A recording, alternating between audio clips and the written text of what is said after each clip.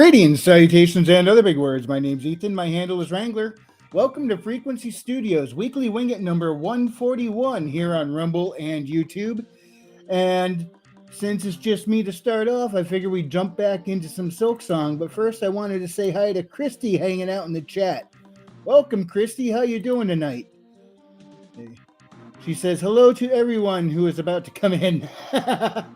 Yeah, I don't know when they're going to get here. You know how it is. The panelists, they kind of swap around from week to week. Sometimes they all show up, sometimes just a couple. You never know. And as usual, I have no idea what I was going to talk about tonight. So just right back to the old video game because it seems to be something I could kind of sort of do. I could come on here and get my butt kicked for your entertainment. Christy says she's doing good. Glad to hear that. Okay, what was I doing? Oh yeah, I had last left off. I had just finished a task for this dude here, this innkeeper. I had to go. He had some kind of bird critters that were making a big problem on his roof, so I went and hunted enough of them down for him to make a scarecrow. I want to see if he did actually put a scarecrow up here now that that's done. Nope, the birds are still here. And the bird hit me.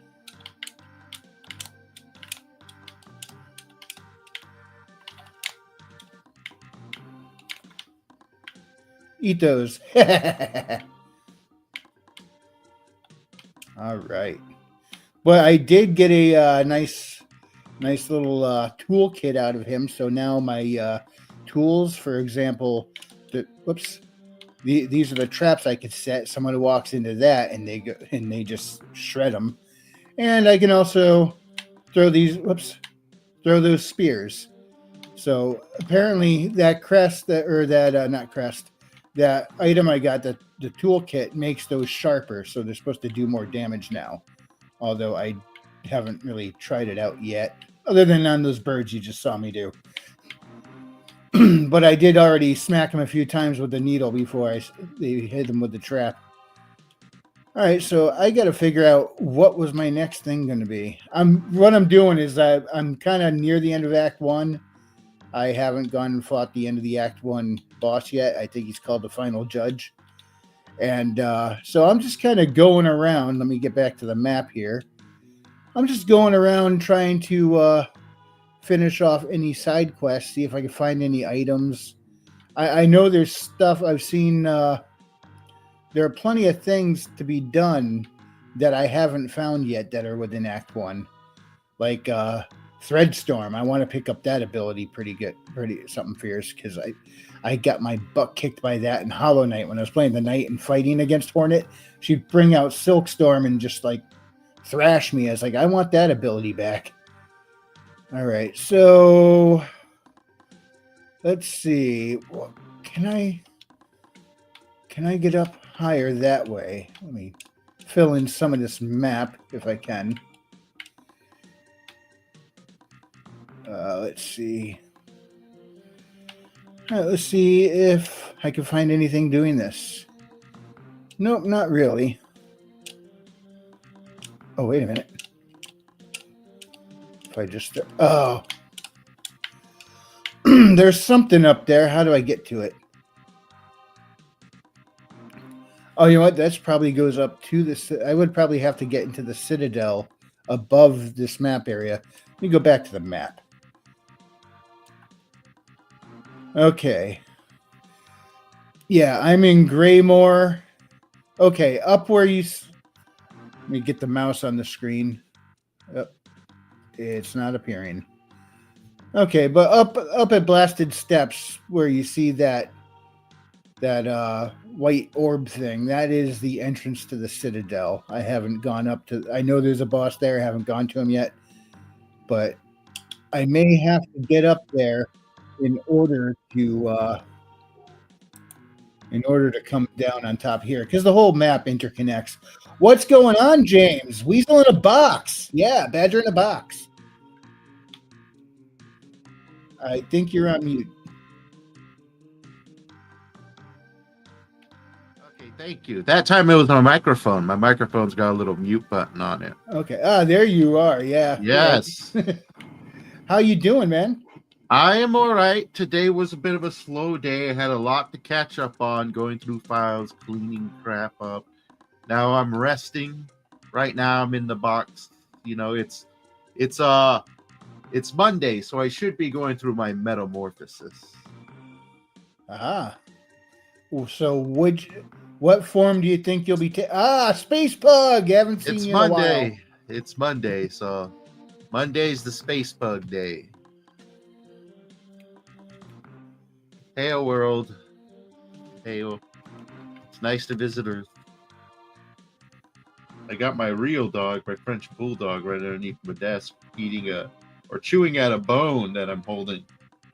Yeah. For some reason, he only wants to chew it if I'm holding it. As soon as I put it down, it's like he loses all interest. Yeah, my cat's like that. He wants my food, but only if I hold it up to him.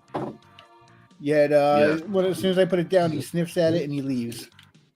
Animals sometimes, man. Animals. Yeah. Speaking of animals, this has kind of become one of my my favorite critters in the whole game. This guy right here.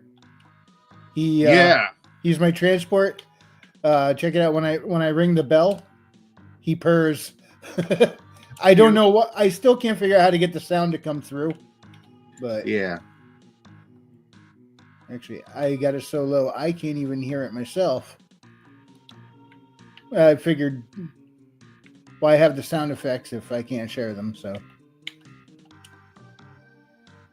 all right, take a little ride. There you go. Take a little ride on the roller coaster. So, what are you working on? Working, not much working today or right now. I just sat down with my dog, doing dog stuff. Doggy stuff. I did finish up a trailer today, and I got another trailer to work on, but I also got 2 long form videos to do and a lot more on the way. So it's very much a juggling act right now.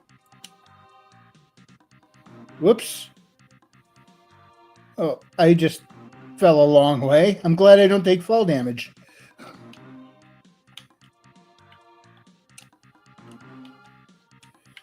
Yeah, I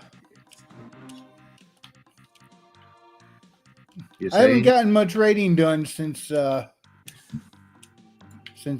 did a little bit on Saturday, and I think I kind of stopped there, and now I'm like, I hit that dreaded, I'm not sure what I'm going to do next, because you know how it is. You don't want it to just be and then, and it's starting to feel like that. And of course, I'll get that figured out. But right now, I'm looking at where I'm going. I'm like, something's missing, you know? All right. Maybe some sort of overarching event.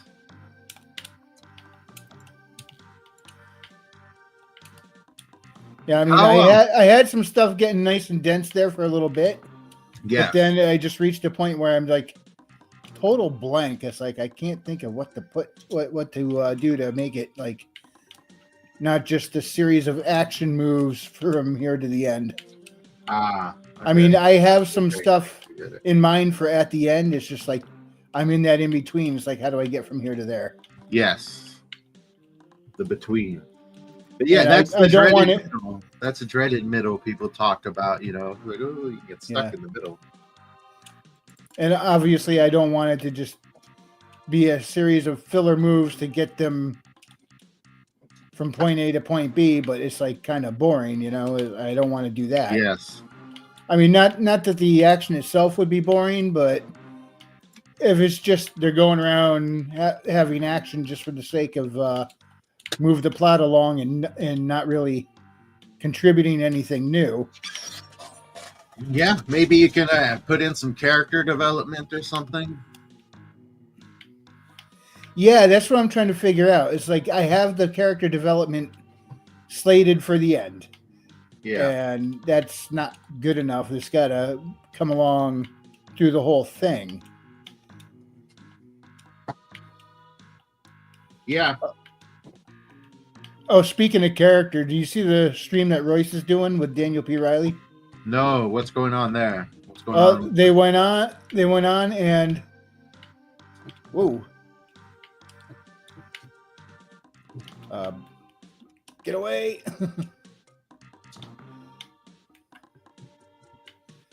All right, I got to go find a bench because I'm about to die. Yeah, they went on. They told the chat, "Here's the job. You give us a hero name, a superpower, or I think an origin, but only one of the three." And he and Daniel P. Riley had to come up with the rest. So Gotcha. they were having some funny ones pop up, and it was a pretty cool stream. Let's see, Christy says, "Hey James, what's up?" And she says, "I have a cat sitting on my chest." And then she says, "I was just thinking that," although I'm not sure what I was just thinking that was referring to. Yeah. All right. That sounds like definitely an interesting way to do a stream, sort of like a improv storytelling. Very much so, yeah. But I mean, they weren't coming up with an entire story necessarily, just yeah.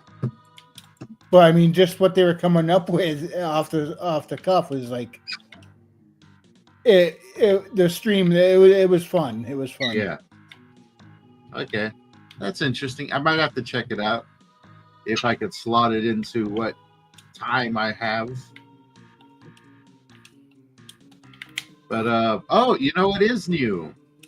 More so on the free time side of things, which has been a little cluttered, is I recently got a fairly affordable subscription service called GeForce Now, which is a cloud gaming service. I thought I'd try it out for a month because it was $10.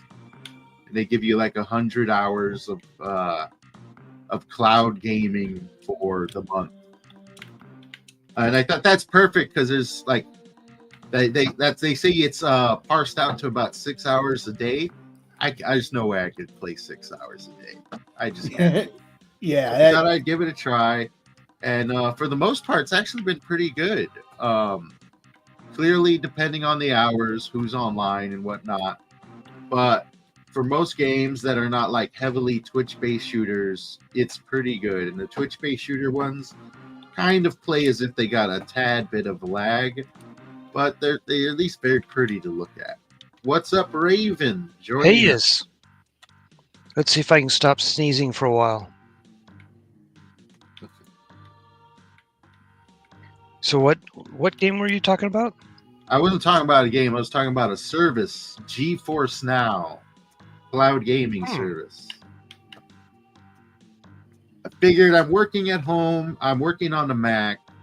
A huge selection of my games I can't play, and it's only like $10 a month. And I'm on an Ethernet cable, so you know I'm going to get that good stuff. Oh, yeah. So it's been pretty good, and I've been trying it on my mobile device, and it's been great on that too. Of course, I'm not like going too far from the router. Yeah. So I guess if you got good internet, you know, there you go. But it is a streaming service, and they just provide like the stream. You got to like connect your own accounts and stuff. For me, that's not a bad part because, you know, I accumulated a lot of games over the years. So just connecting my Steam gets me a pretty good selection of games. But the only downside I'll say, other than your average like streaming service stuff, or I should say cloud gaming service stuff, you know, internet slow, so's your service. Not all games are supported because apparently the publisher or the developer has to just give a little checkbox when uploading their game to purchase that allows people to stream it or not.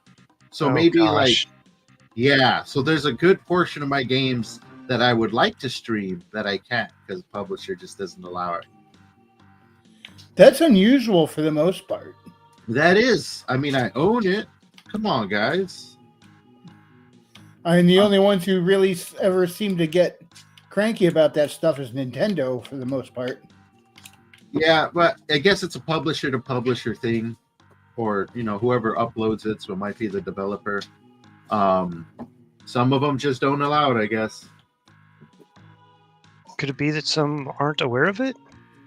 I don't know. I mean, I'm sure they are. Maybe the larger ones definitely are. The smaller ones, maybe not so much. I don't know. I don't really know the process of uploading a game, getting it monetized and all that. But that's what everybody says is you can't really play a game that the publisher just doesn't let you stream. Guess Yeah. it's part of the deal. Part of the deal. No streaming. I finally finished writing year 3 of my story. Year 3? Yep. How's yours formatted if we're speaking year 3 here, like literally speaking? How's this formatted? So like the first year, it's the D&D campaign, and so the first year is so part of it is an issue of they level up, they have to go and train and stuff, and so instead of like just disappearing in the middle of summer and then kind of showing back up and then doing stuff over the winter months when it doesn't really make sense to be wandering around in snow, I figured I would deal with leveling up and stuff during the wintering season, right? And so like when the Romans went on campaign and stuff, it was kind of spring, summer, and fall, and then they wintered. And so I'm kind of doing the same thing. So part of it is an issue of leveling, part of it isn't, because it's not necessarily a 1-to-1. Oh, they were out. Okay, so that's 3 levels. But Gotcha. Okay. the first year is them kind of wandering about and getting involved in the mystery of what's going on with these kidnappings and stuff. Yeah. And then the second year is they've It's actually D&D, right? Is D&D? Yeah. Okay. D&D murder mysteries or kidnapping mystery? Well, so the first year, like when they first arrive to the area, they get ambushed, and it's a group of the kidnappers trying to capture their spellcaster. And let's see, I don't remember if it's later on during that year or the next year they encounter a bunch of things, but they don't necessarily know or realize that they are part of the mystery. It seems like they're just running into random things, but there's different clues at the different points that kind of all point to the same thing. Okay. And then they get up to a certain point, they end up ambushed by a bunch of them, so the first batch, there was only one person that smelled of fish. They didn't realize it because the person just figured they ate fish or something, no big deal. But then later on, they end up in a fight with a bunch of orcs, and they all smell of fish. And okay, that's kind of weird because it's not like they just smell like their breath smells fishy. It's actually coming off of their entire body. And so kind of a clue, but they don't know it yet until later on they come across Eye Patch's group of bandits or that ambush them and stuff, and those humans all smell of fish. Oh, so humans can smell a fish? And then the one person remembers, oh, that original ambush, one of those guys smelled a fish. And so they start putting things together, and eventually later on they track down where Eye Patch's keep is and ends up attacking that, taking over the castle and stuff. And that's kind of by the end of the year, because they got to go off and go level and stuff. And then whenever they come back, before they can really do much of anything, they're trying to figure out where else can they go, where might the bandits be. Well, the local priest gets kidnapped, And so they end up picking up a tracker, and they go and track them down, and they find that the kidnappers are in. Yeah, you love the snow, huh? They find the bandits in an abandoned mine, and these bandits actually were responsible for all of the missing people that they were actually trying to track down. But the people that they're already trying to track have disappeared. Yeah. They've basically been sold off farther along, and so they have to track that down, and they come to an underground situation, and they map out all of the caverns and stuff over the summer, and at the very end of the summer they come across an outpost, and it's full of orcs. And so they end up taking out all the orcs, and they find more kidnapped victims, but not the ones that they're looking for. So they rescue the kidnapped victims, and as they find another passageway that goes even farther down below, and they discover that actually goes into the Underdark. And as they're exploring, they run into deep gnomes who say, before you go any farther, you need to go back and basically level up, get extra supplies, make sure you're prepared for long-term Underdark exploration. Because what they end up, the next couple of years that I haven't gotten to, that's kind of the end point where I'm at right now. I'm working through some stuff, but basically they end up. This is the part where they end up finding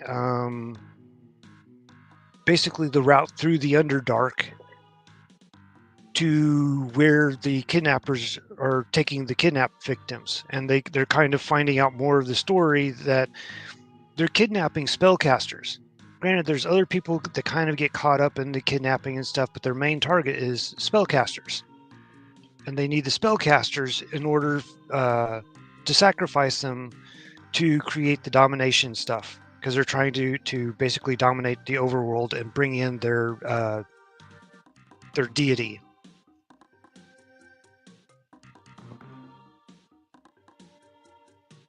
Okay. So, how long is the campaign going on?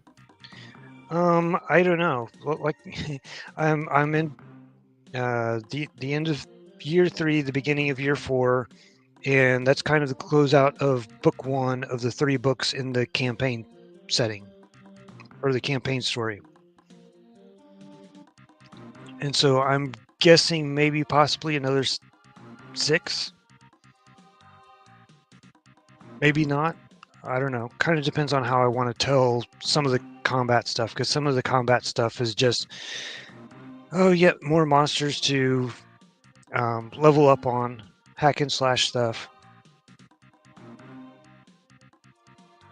So I may just kind of, oh, we encountered these and we encountered those, and we kind of made our way through. But some of the more interesting ones, I may focus on, like one of the, besides this particular tree, which they'll end up going down, which includes a shadow dragon, which is nasty. One of the other groups that they come across is Grell. And Grell have these lightning lances. So it's basically a lance, and it shoots lightning. And so those are interesting items that they can end up collecting, and anybody can use them. And then they end up using those in some of the combat situations later.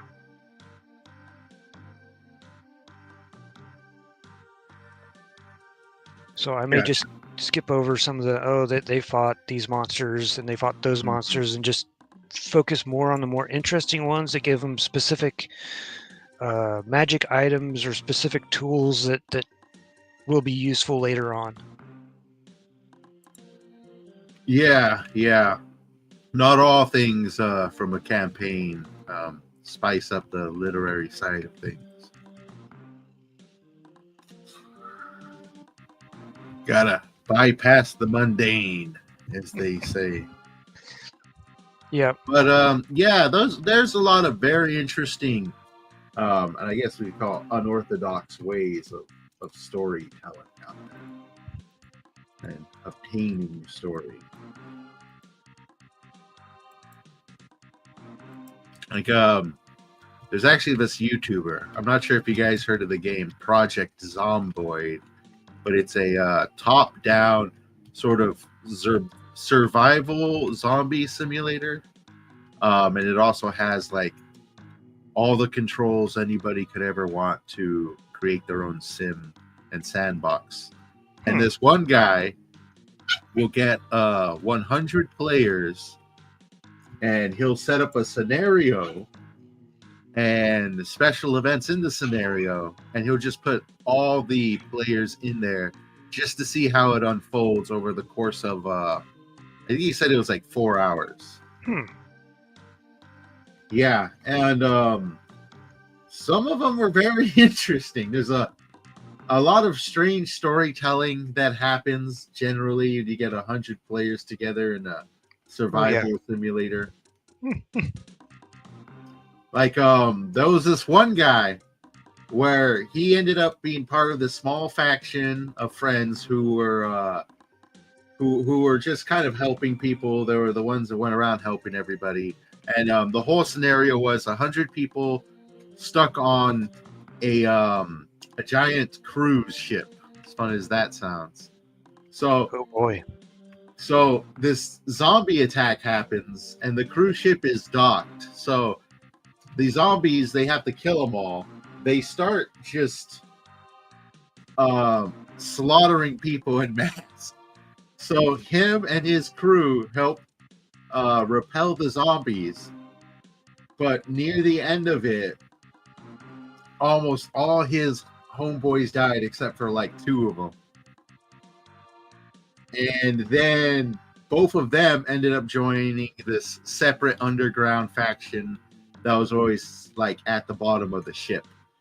And while they were at the bottom of the ship, a lot of stuff happens that leads to an event where they have this captain's hat. Whoever has the captain's hat is like the mayor. And they ended up getting the captain's hat because, unbeknownst to them, the captain at the time, remember, they're underground. The captain at the time is wrestling with this rogue faction where this one player, it is all just RP, so it gets silly, is really into cannibalism and has been kind of kidnapping and eating people. Oh, and boy. They finally kick him out. And where does he find his way? To the secluded faction all the way at the bottom of the ship, where this gentleman who previously lost his factions, called Charlie is now located. So they let in this cannibal thinking that he was just kicked out because the captain's a jerk, and an event happens where they bring in a merchant, and the merchant's here to trade.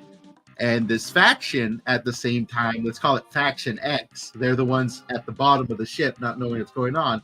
They go up because they want to talk to the captain, and then they see that there's a trade going on. They go up there to talk to the captain, and they're starving because they're just not talking to anybody. They're by themselves. They don't know that the captain already organized a farm situation, and then they were getting a lot of gardening done, and everybody was getting fed, so they had a lot of food. They didn't know that. They saw a trade going on, and they wanted food, and they already kind of disgruntled with the captain after this cannibal is just telling them off. So what happens is they find out that the captain is trading food for guns, and to them, they're like, what? You're giving away what food we have for guns when we're starving? You're just as bad as this guy says you are. So they go in there and they kill the captain. They kill the mercenaries and just everybody. And they take hat. They take the hat. And little did they know that the captain was loved. And now they have the hat, and the entire ship turns on them. And they are completely alienated. Boy. They're alienated. They think everyone hates the captain. No. The ship turns on them. They start getting hunted down one by one, picked off. And the final event happens, which is either the captain and 4 other people stay behind while the ship gets populated with zombies and fire outbreaks, or the captain and 5 other people get to leave. one of the two happens. Either everyone gets to leave except for the captain and 5 others, or everybody stays except for the captain and 5 others. Those are your survivors. Well, everybody's picked off except for Charlie, who has previously had his entire faction wiped out and now has had his new faction wiped out. And he's the only one who knows where the hat is. Oh boy. Yeah, so there's like 50 players left at this point, all looking for a hat. He knows where it's at. And it ends with him just shouting that he knows where the hat is and he's not telling anybody. And then they gun him down and everybody dies in a fiery zombie outbreak. Wow. Yeah. That's a mess. That's a mess, and that's 100% player simulated. So there's a lot of really great ways you can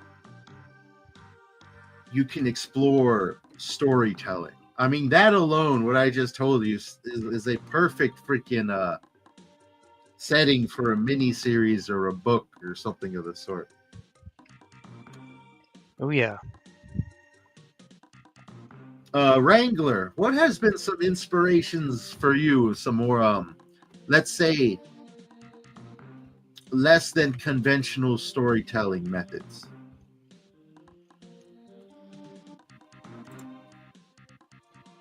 Oh, is he on mute? He may be on mute. You may be on mute, Sir Wrangler.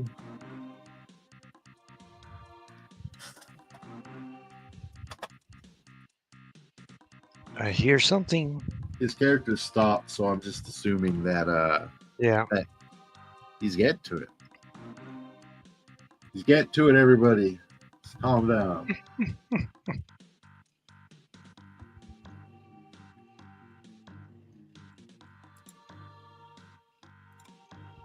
Soon. Trademark. You know, I probably heard this song once a week for Lord knows how long, because it's been playing every week that we have a stream.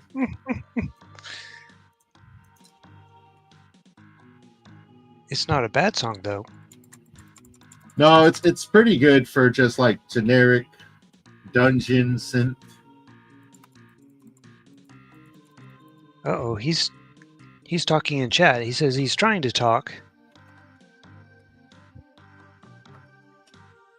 He's trying to. Uh-oh. That means he's not. He'll jump out and back in. Maybe that'll fix it.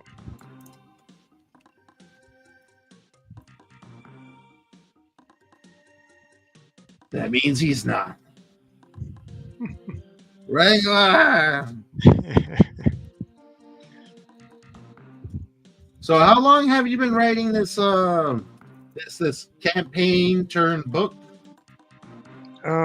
So initially I got started writing the backstory of the characters and such. Can you hear me now? Yep, now we can hear you. Okay, I don't know. I guess it was StreamYard because I changed no settings, no nothing. I just hey, you can hear me. Yeah, Yep. bro, coming through loud and clear. Are you sure you didn't like it better before you could hear me? Yeah, that was weird. Well, it's Yeah, really hard for you to answer a question if you can't talk. Yeah. Speaking of which, the answer I first started to say was you're kind of looking at one right here because, a Metroidvania idea to get a story going. That was one of the, that was an odd inspiration. I'm trying to think of a few other oddball spots inspiration came from. Electric universe theory. Oh, okay. There's an alternate theory to the cosmos. I use that for the world building. And that presented me with an interesting challenge when it comes to the spacefaring side of things. Because Gotcha. warp wouldn't work in that physics system. You don't have black holes, you don't have wormholes. So I'm like, they can't fold space with the way the physics works. So how would I do faster than light travel? And Trippy Soul, of all people, is the one who gave me the idea. Actually, it was straight up his idea. because I was explaining how the whole thing worked. And he said, what about when they're between densities, the opposing electromagnetic forces launch the ship, and since you're out of phase with typical matter, or with the physical matter, there's no slowing down. You can go faster than light. Just take off like a shot from a railgun. I'm like, I love it. I'm doing exactly that. Faster than light. So I was it took me a while to come up with a good name for it. Ended up calling it the split, because you're between realms, between densities. So since you're perfectly split between them, you're out of phase with matter. So I called it the split. And it's a good way, if you got to go fast, to split. There you go. I like it. Play on words.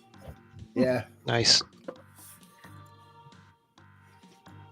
How about you? What was one of your oddest inspirations? Oddest inspirations. I don't know. I think I generally get inspired almost everything around me at times, so it's hard to really say. Yeah. Well, another particular I can mention, and I didn't even realize it at first, like it was in there in the subconscious.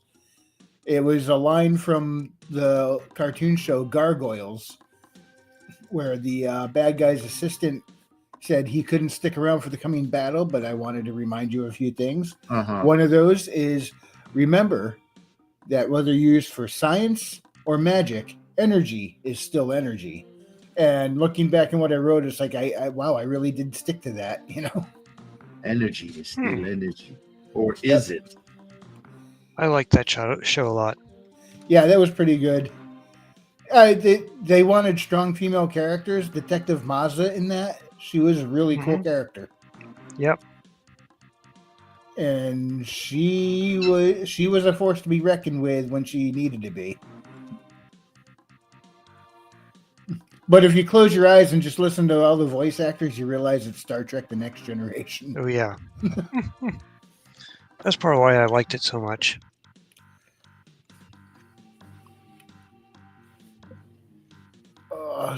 So how about you, Raven? What's one of your oddball inspirations for a story?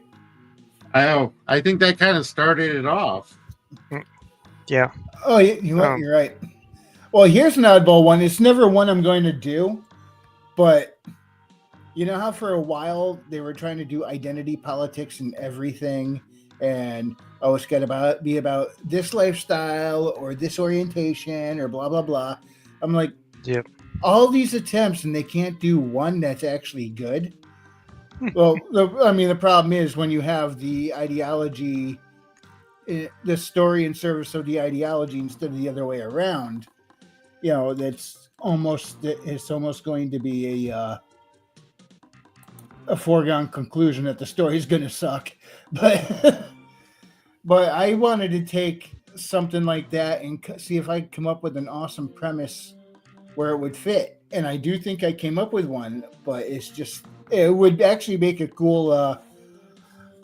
Remember, we used to get all those cool shows where we would follow somebody and they had certain abilities or whatever. We got cop dramas for the most part now, but I mean, we don't get cool shows where it's a little pulpy and you got one main character that can handle all these oddball situations. But what I came up with was a character named Matthew, went by Maddie. He was in Special Forces. However, he was a little volatile and ended up with a other than honorable discharge for reasons. Anyway, fast forward a few years later, and things have changed. He's now doing protests, and he's also now transgender.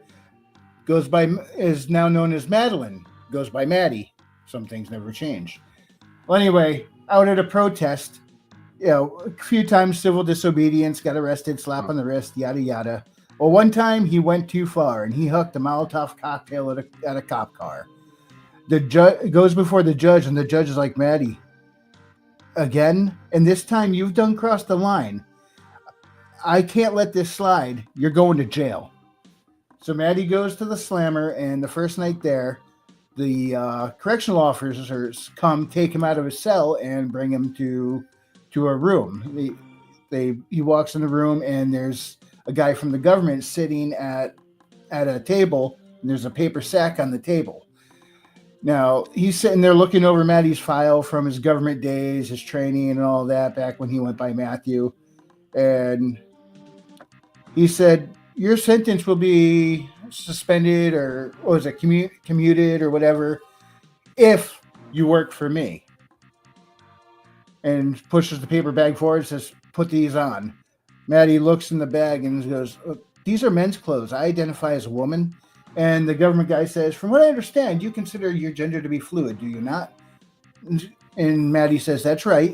And he says, good, because you're fixing to be a lot of different people. And from there goes on a series of undercover missions that, because of his dysmorphia, it turns out he's very good at it. And he can imitate people or take on personas like nothing, like you wouldn't believe. And he's like, but the thing is, after a while, he starts to realize something, and it started with an allergy. He was portraying somebody who was allergic to red sauce. You know, a little bit of human target in there where the guy would make himself look like someone and take his place if they thought their life was under threat. So he would be the bait that draw in the threat. And Matty was portraying someone who had an allergy to red sauce. And he thought it kind of odd. When he saw red sauce, he was a little grossed out by it. He dared try it, and he got an outbreak. And then the next guy he portrayed loved red sauce. And when he went and started portraying that, he just had this craving for red sauce. And he started to realize whatever mindset he puts himself in, he kind of develops those reactions just internally somehow. And then when realizing this, he realized, I don't know who I am. Not as in who am I. He knows his real name, his chosen name, and all his aliases. He's got all that straight in the head.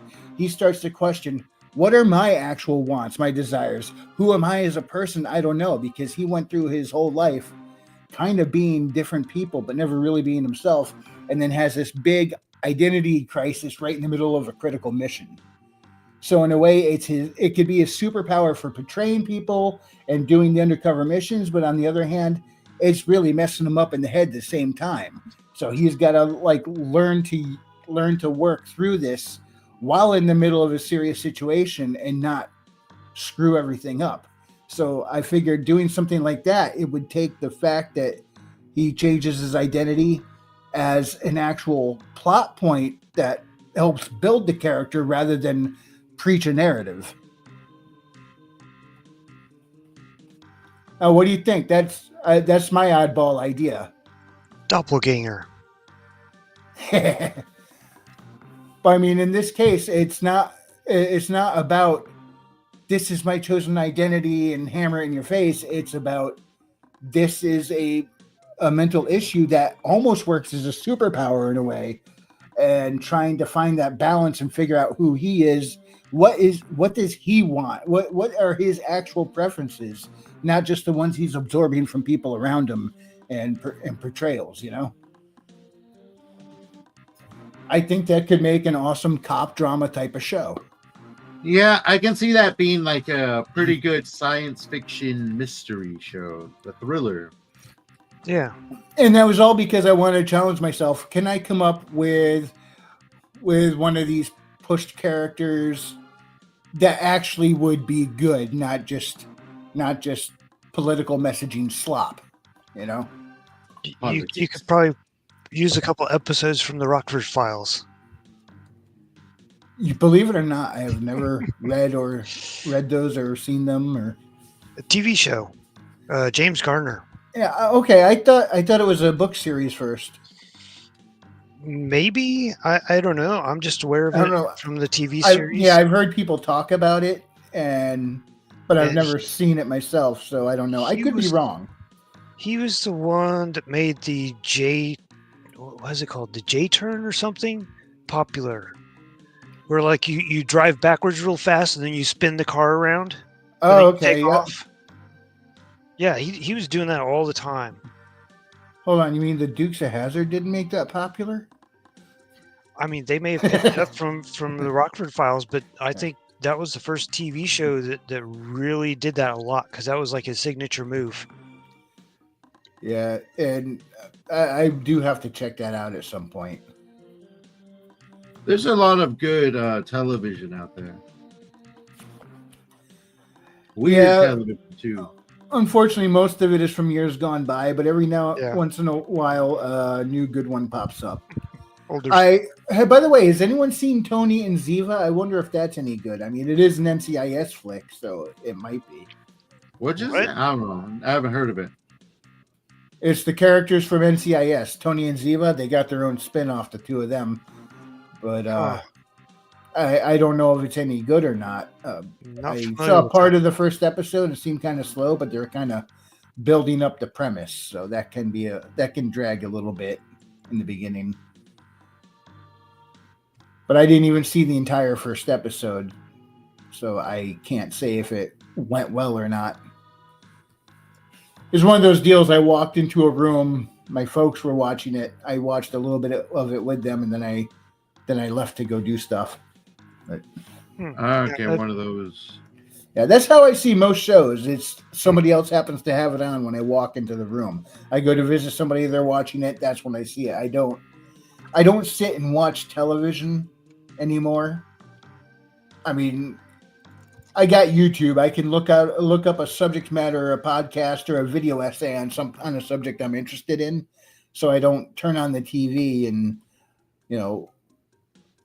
I used to sit there and watch things like that. Supernatural. I love Supernatural. Much easier to find something you want to watch and learn these days than it used to be. It really is. That's one of those good bad things, because on one hand, all these options at your fingertips, your attention span goes complete and total goldfish. But on the other hand, if you're trying to actually genuinely learn about something, we have more resources available to do that now than ever. Oh, yeah. Christy says the Rockford Files was a Boom series. Boom. Oh, a book series. She corrected it. Yeah, it would have been funnier if you just left it as Boom and made us wonder. Yeah. Yeah, that's the bummer about live chat. You can't edit once you hit enter. And especially if you're typing from a phone, you're going to have misspellings. Oh, yeah. Autocorrect? More like auto-corrupt.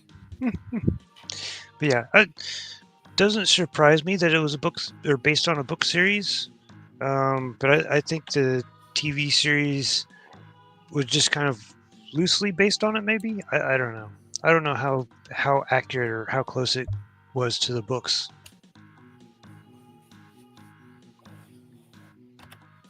I just switched over my screens here. I just realized I left my game going, not paused or anything, just my character standing there all helpless. I can't believe she's still alive. Yeah, I thought you had pulled up the menu at one point, and so that's how I thought you had left it. No, what I did was I was in that game. If you get killed somewhere, all the stuff you were carrying stays in that spot. It leaves like a silk cocoon. You got to go back, strike the cocoon with your blade, and you get all your stuff back. Yeah. However, if you get killed again before you get to that spot, all your stuff is lost. You can't get it back. And I was in the middle of a spike pit filled room, and I was down to 1 health, and I didn't want to have to try and go back there to get my stuff. So I stopped and I saved and exited, and then went right back in, which allows me to go back to my last save point and without losing my stuff. Pretty much, I kind of exit game warped back to the last save point. Yeah. Useful. Yeah. I don't know if that was intended, but Team Cherry put that out with no RMA codes in that, which is kind of ballsy. It's like, here you go, play it, copy it, mod it, whatever, it's yours. It's like, I miss those days. Thank you, Team Cherry. Yeah, we live in a different time now. Yeah, it's like, the fact that they did that makes up for all those years of radio silence while we were eagerly awaiting the game. But the game's a lot of fun. A lot of complaints about the difficulty, and they're not completely unfounded. There is some. I think some of the difficulty balancing is slightly off. They did do a patch once already to try and mellow that out a bit, make the difficulty curve as you go along a little more even. But I mean, it's not too bad. Or I say that now. I'm still in Act 1, just going around looking for secrets in every little corner. Yeah. But I might get into Act 2 or Act 3 and go, all right, I'm out of my league here. Who knows? But I mean, I've beaten other tough games before. The only one that really kicked my butt in modern times where I could not finish was 9 Souls. And even that I still say is a great game. It really is. It's just the timing and play style for that is not where I shine. That's more parry and respawn type combat. And I can do that to a point, but it's like the enemy patterns in that game I just had a little trouble picking up on. It was just I was a little off for that. Which is weird. Metroid Dread, you get some weird parry times, and I am able to do those just fine. There's something a little different about it. Unless we're talking the Emmys, I can't block those for crap. Let's see. The Rockford Files. What was the other detective series? See, because I know there's Matlock, and then there was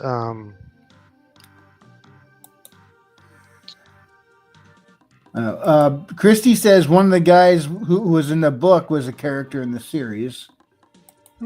Oh, she also asked me, how are you watching Supernatural without Netflix? I'm not. I haven't been watching it lately. In fact, I haven't seen the last season. And I mean, I'm not too fond of it because it kind of came down to the whole, what is it, Gnostic or agnostic viewpoint? I can't remember the right term, where they think the God of the Bible is actually the bad guy and the devil is the good guy. And oh, brother. Yeah. Well, yeah. They turned God himself into the final boss of Supernatural, and it's like, why we got to do that? That's JRPG. Oh, man. It kind of is, but I mean, the God in this, he was supposed to be the equivalent of the biblical God. Yeah, I figured that's kind of how they started the show, sort of playing with that a little bit, clearly exploring like Western Americana folklore. So given it that it had way too many seasons, where else are they gonna go? I mean, I didn't mind. I didn't mind when they brought in. What was her name? I can't remember. She was supposed to be pretty much God's sister, the darkness. So it was sibling rivalry going on. I thought that was kind of a neat concept because we're now back into the realm of originality, sort of. Whereas when they just go and make God the bad guy, I'm like, isn't there enough hate toward him out there already? Do we need? Well, that's why they do it. They're part of the hate mob. Recently I've just refused to watch anything that has anti-Christian sentiments in it because I'm sick of it. It's created a culture where you have an entire ideology that it's okay to bash on and think less of, and given enough time, that's going to lead to some very bad things. Yeah. And we're already seeing that play out, unfortunately. Very sad times. But, it's all coming from erosion of culture bit by bit. And it's really sad. And like, look at what happened with Charlie Kirk last week or the week before, and just things like that are people when they come to this point. It's like I'm almost not mad at them anymore. I'm like, I kind of hurt for them. I'm like, what drove them to this point where they believe these ideologies so hard that they celebrate the death of somebody? And I mean, even like the worst of the worst, I don't cheer when anyone's gone to the electric chair, or even when they brought a death on themselves. I'm bummed. It's like, what could have been, you know? Yeah. I mean, a part of it is the dehumanization. They just dehumanized him, created him as a far off figure and specter of evil. And a large portion of that was him just spouting cookie cutter Christian views. That's what they wanted. Yeah, he was a moderate, pretty much a moderate conservative with Christian views, but he was reaching the young people, and that's where the lizard overlords couldn't be having any of that. They want a monopoly on the young people, which is odd. People of their ideology tend to not want or have kids, but they want to control the kids. It's like, but you ever see how like angry and vicious they get? I mean, putting aside the debates on the ideologies, who's right or who's wrong, just the behavior, how I shudder to say possessed, but it almost seems like that. I'm like, can you imagine living with that kind of rage in you all the time and that kind of chip on the shoulder? It's got to be just misery living like that. Well, yeah. Oh, do you guys know who Carolyn Borisenko is? She was on a couple of episodes of Tim Pool or Poolcast or whatever Tim Pool. Oh, Timcast IRL. Yeah, a couple of years ago, before, or I guess it was like at the beginning of all the people leaving the left, and she made a name for herself, I guess, or something. But a bunch of people were like, "Oh, okay, there's this other person. Let's go and listen to her." And over the last couple of years, she just seems to have gotten weirder and weirder. And now apparently she's a self-proclaimed witch or something, and a best friend of Charlie Kirk or something, because she was on Jesse Waters' show the other day. And it was like, what? Why would he have her on there? Yeah, that does seem like an odd setup. I never heard of this woman, so I don't know. Yeah, I missed that too. I used to watch Tim Pool all the time. Well, you know what? I didn't watch the podcast quite as often, although I did watch the clips, but I don't remember this person.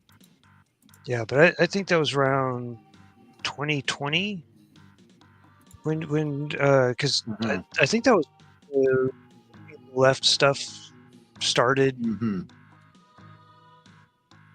But it was just kind of weird because I think it was the Quartering ended up pointing her out today, because he was pointing out a lot of people that are spouting off stuff on Charlie Kirk in order to get clicks and likes. Yeah, she's one of them. Yeah. Yeah, and there's also what's her name, Candace Owens. Yeah, my friend Charlie Kirk. It's like, dude, you have nothing to do with Turning Point USA for a very long time. Yeah, they used to be friends, and then like something happened, and yeah, I don't know. It seems like she's been going off the deep end or something. I don't know. I don't either. As soon as the drama starts, I change the channel because I'm just not interested in that. I can't stand seeing people sit there and bicker and argue. It's like, do we really need this? I know I'm a little odd though. I mean, some people, they eat it up. I know people who sit there and watch on YouTube video after video of people just like getting in arguments and borderline fights, sometimes getting a little physical and then getting arrested and arguing with the cops. It's like, how do you watch this? This is depressing. Yeah. But he was one of these guys who loves to argue and kind of thrives off chaos. And he's like, oh, I figure if I watch it, I'll get my fix and I won't do it myself. You know, Mhm. it's Yeah, like, you know what? If that keeps you self-moderating, then whatever. But I don't want to watch this. That doesn't keep you from I'm doing it. embarrassed for this idiot on camera. You know. That doesn't keep you from doing it. I think that freaking self-perpetuates it, makes it worse. Yeah. I don't know. He seems to love chaos. is this No Man's Sky? Yeah, on low graphics. Yeah. So I had this base marked. I didn't know what it was. Not one of mine. I think. I like the bubble weather.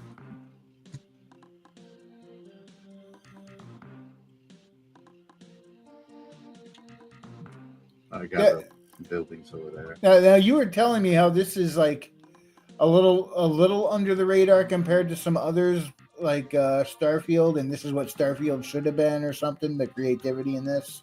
Well, it's definitely not under the radar, that's for sure. But it's slowly turning into well, it's definitely more than what Starfield is, but it's sort of like turning more into what Star Citizen's supposed to be. I was looking for I got a colony set up somewhere. I'm not sure it's in this solar system. But there's a lot you can do in this game. This is just one of the hundreds of planets you can visit. Right now it's set on low graphics because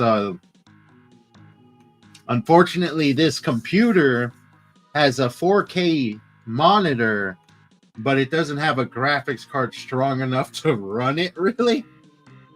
So I have to set my resolution kind of low. But you can dig into stuff, go underground, use all of this to build stuff. Like we should build a complete underground city. People already have, and you can. Let's see. I'm just So walking is it just around right now. collecting biomass? Or No. does it have different types? Oh, there's a lot of different types. You're gonna run into a lot of chemicals and matter. Everything. See, I'm picking up sodium. I get ferrite off of the rocks primarily. I am walking around, so I do need oxygen to keep my life support going. And this is what they call a paradise planet. So I'm okay. You also got life forms. Some of them will attack you. I don't think any here do. So the atmosphere there, and even on this planet, is not breathable? No, but there's not really a lot of environmental hazards here. Like there's a lot of different planets where that is a factor, environmental hazards. How you doing, Frederick? Doing pretty good. How you guys doing? It's Fred the right. Geek. Yeah. Hey, Frederick. How you been? He's gone to Plaid. Dude, they're making the sequel now. Crazy, huh? Sequel to what? Spaceballs, the yeah, flamethrower. Spaceballs. And the what's so sad is they're not calling it The Search for More Money.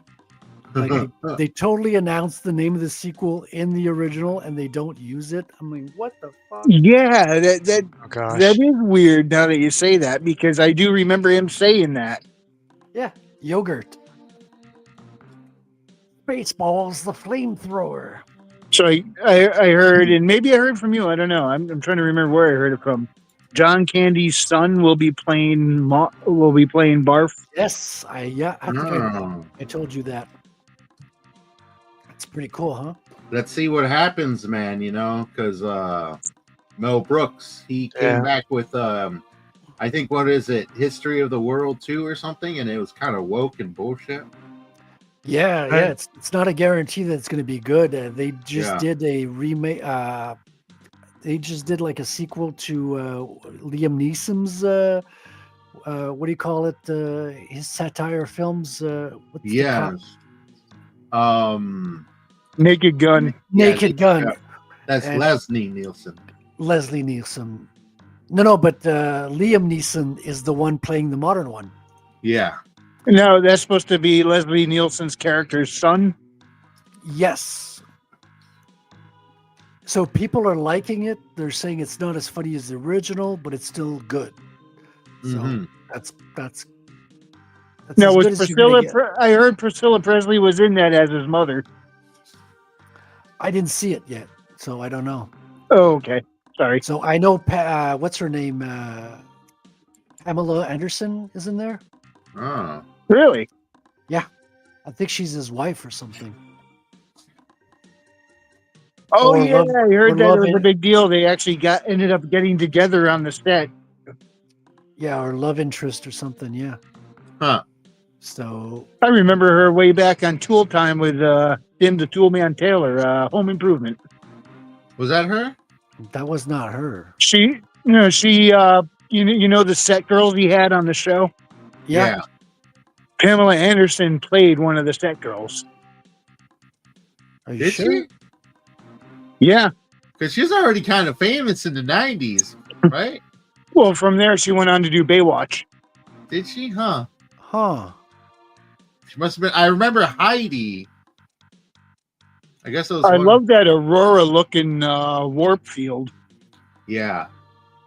It's loading in the map. Oh, I thought you were just like traveling through space and time. I technically am. That's how they hide their loading screen. Yeah. All Well, I mean, bases in this are you it's a got to good build way to them do it. yourself. Yeah. Which game is this? This is No Man's Sky. Oh, that's the one. That's what it looks like. Yes, though it is on low graphics. Well, it might look better on your screen because I think the I'm playing it on a 1080p, not a 1080p, a 4K screen. So, and the resolution is set to 1080p for the graphics card that's actually installed in this one. Damn. Yeah. Let me. Excuse me for 1 minute. I'm going to increase the view distance and drop down the shadows. When you're ever having to save some performance, just drop down your shadows. Shadows murders the system. Yeah. Yeah. Shadow quality. Performance on the Steam Deck is pretty good. You usually can't use like the highest of everything, but like it doesn't have a great like CPU or GPU, but it's got good memory. So there's enough memory that's never an issue with the games. Mm-hmm. And most games are pretty good. I'm finishing up Assassin's Creed 4, the Black Flag, and I'm hoping to start the Hitman series really soon.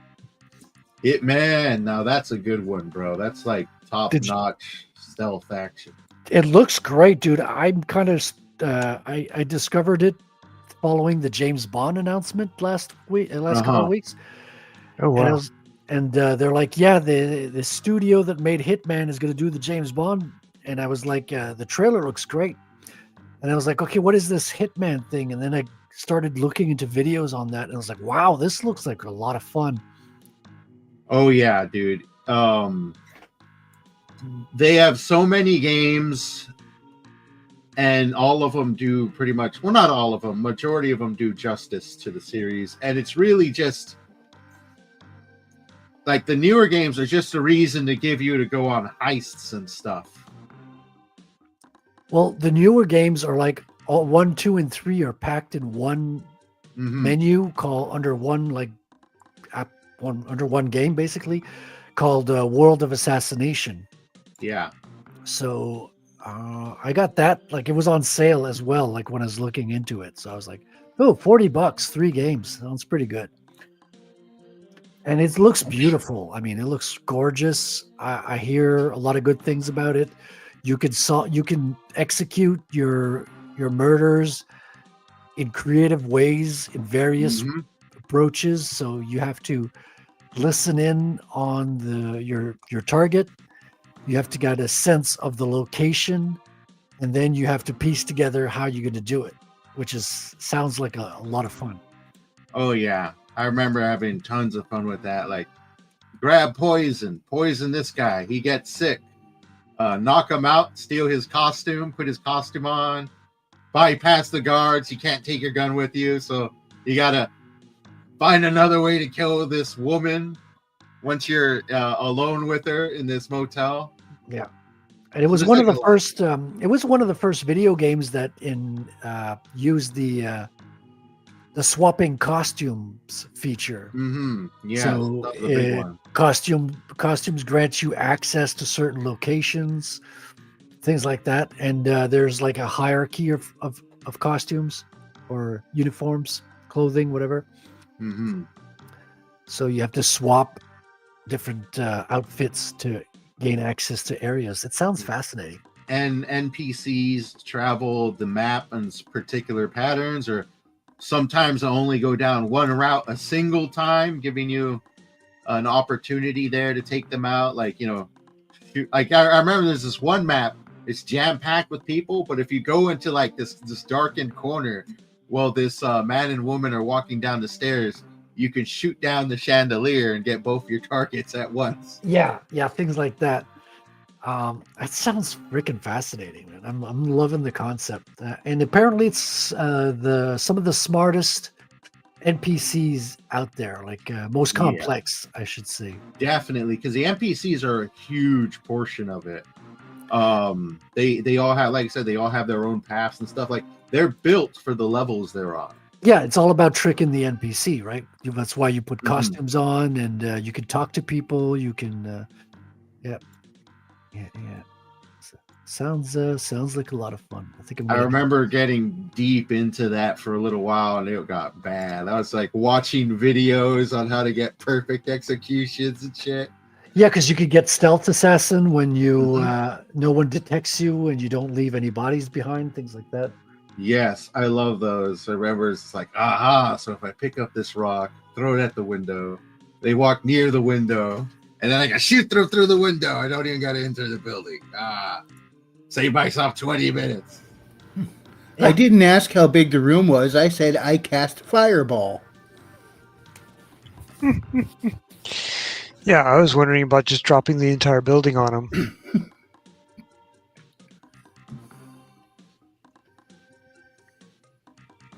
And there's a lot of dark humor as well.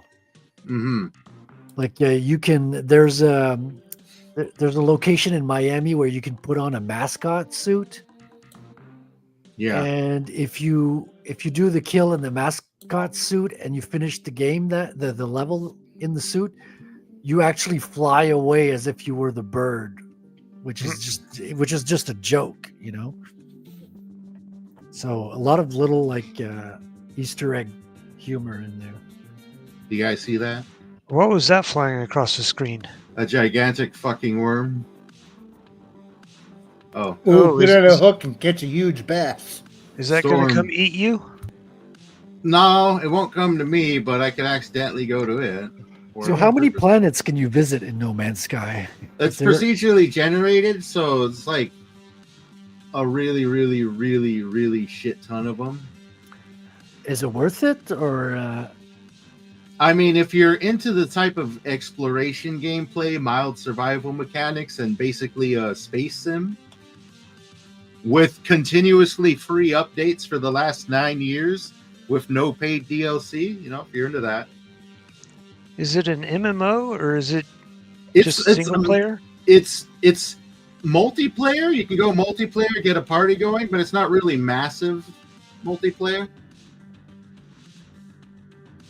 Storm's hitting. They do have a gigantic hub where all the players go to. It's something where you would host a server like thing or something? Kind of, yeah. And then you can visit each other's planets, go to different bases, and then you can also make your bases public so other people can visit them.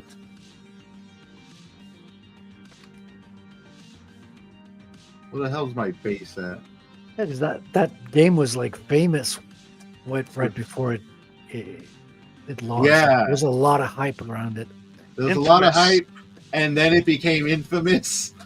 Yeah. But pretty much everything they boasted that they wanted to be in there at the beginning is in there. Like this beetle, I could actually capture that beetle and make it a pet, and Yeah, so possibly they- get on top of it. They had a torturous like life cycle, but they ended up where they said they would. So they kind of kept Yeah. their promise, which They did. is impressive. It's really impressive to go through Yeah. 9 9 years, hardships. man. Yeah, that's fantastic, man. I don't Yeah, know. like how- even the ship I'm in right now, I found this ship derelict and beaten up on the planet while I was just roaming it. And I spent like 2 days repairing it. And now I got this gigantic transport vessel transporting goods. Not that I use it for that. Can you fly other ships? Oh, dude, ships are a large portion of this. So much ships. And just like a lot of them, they can be randomly generated. They recently added in the ability to craft your own ship, and it's one of the few games that has the ability for multiple players to walk around inside a giant vessel, a player-owned vessel. Huh. Yeah. So like I said, it's a space sim. They have outposts where you can run into small outposts, become the mayor, and then just start leveling it up over time. They have fleets. You could have an entire fleet of ships if you want.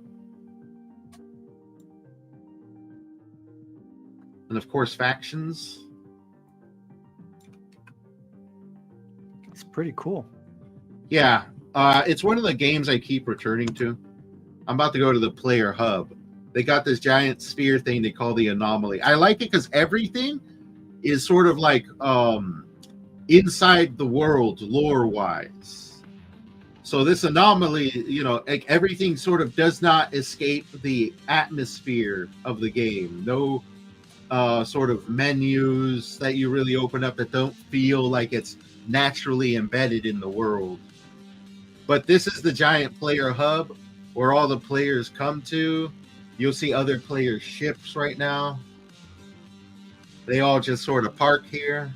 Oh, really interesting. So You can meet up with other players here, pick up missions, sell resources, buy new blueprints. But see, these are all player ships.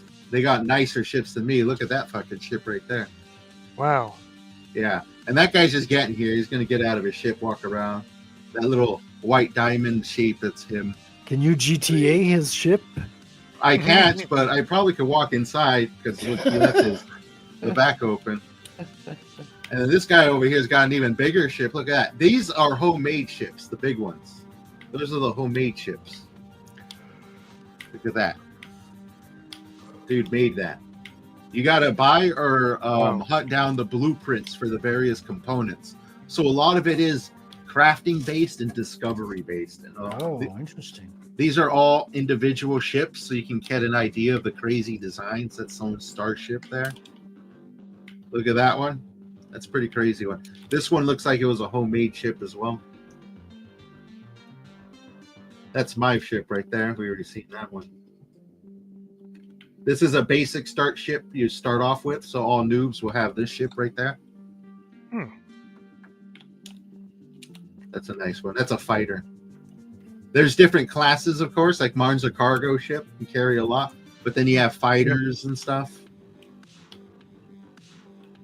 Game's freezing up on me. There we go. You can start off missions here for multiple people.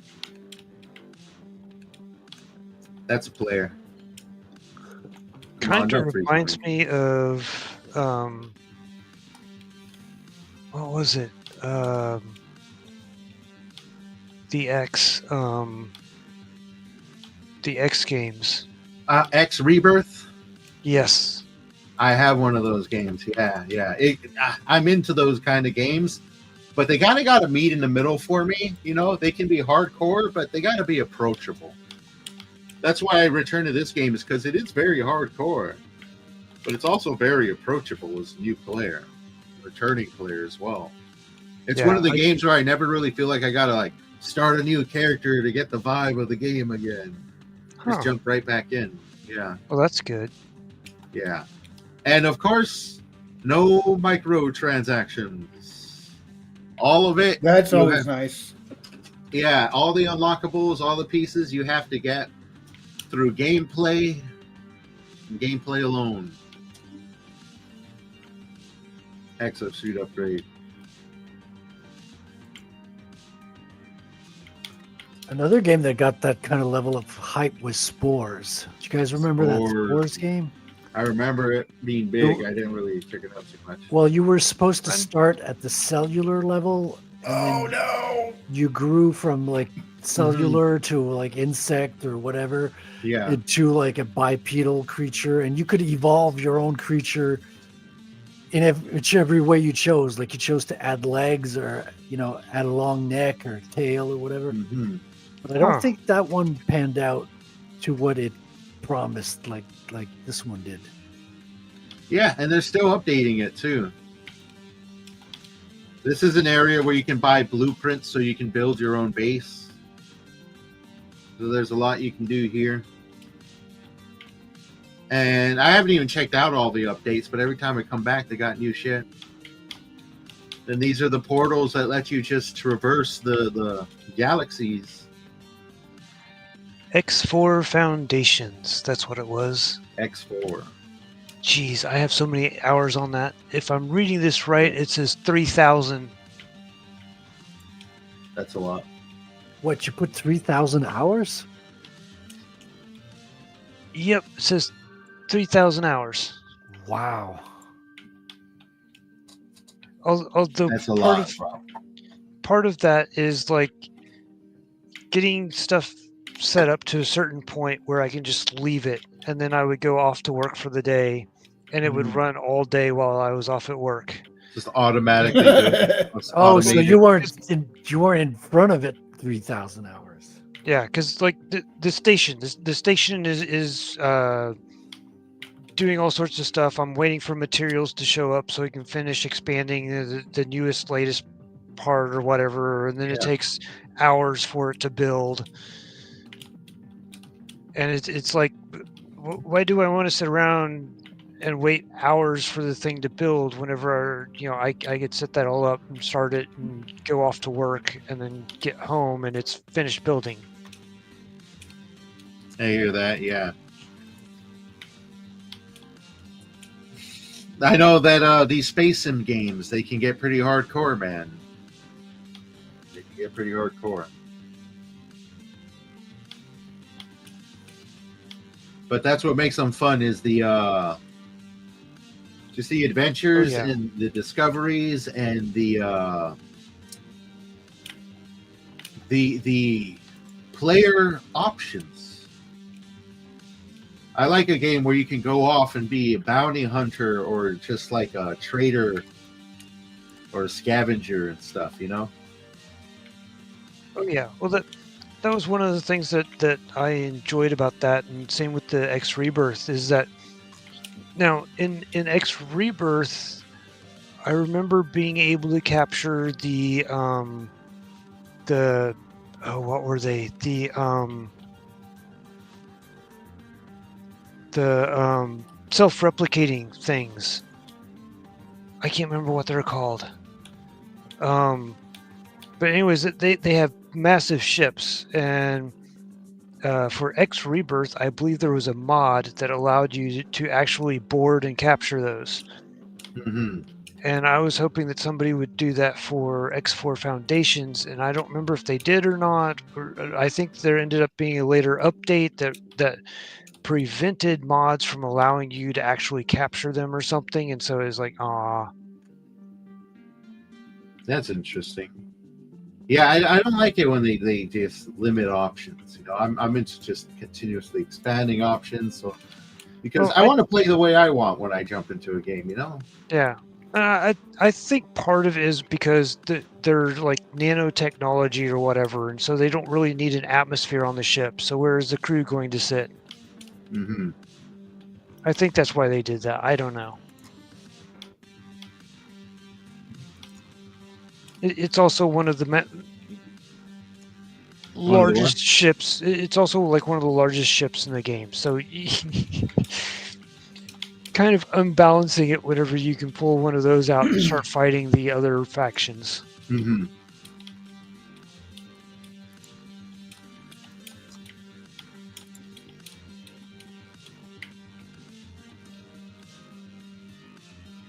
But yeah, I like building stations and just, you know, build Same. a station and expand it and expand it and expand it. And like the basic thing is the energy cell. And so like almost everything requires an energy cell. So that build solar panels. Okay, now you've got the energy cells. Now you can start adding, the next bits, do you set up a farm? Because you have to have, you have to have a farm in order to be able to, well, I guess technically you don't. You could set things up so that you require delivery of products. Mm-hmm. But I always like figuring out, okay, what are the first initial things? And some of the first initial things is like the ore refinery, and some of that sort of stuff, and then set up my own ships to go out and gather ore and bring it back to the station, let the station refine them, and then turn around and use those same resources to build more station components, and then build something that builds like hull components, because space stations and ships need hull components. Yeah. And just kind of keep expanding and expanding and expanding.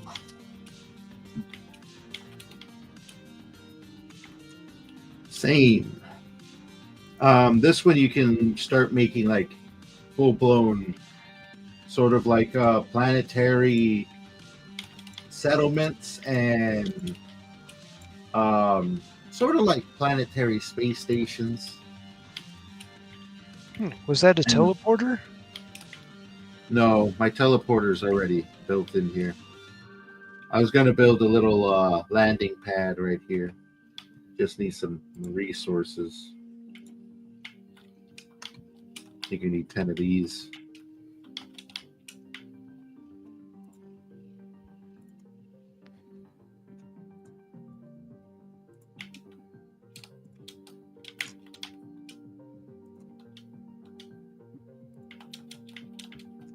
Two ion batteries.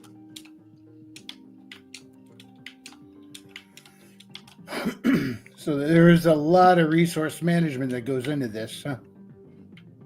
Yeah, I mean, that's most space sims for you. There we go. Yep. Buy blueprints or find them, and then collect the components to build them. Yes, I like this one because it's the component process is explore planets, break down the various types of materials they have there. And also you can scan and discover new materials and animals and stuff and get a little pocket cash. Which never hurts. Pocket cash is always a good thing. Yeah.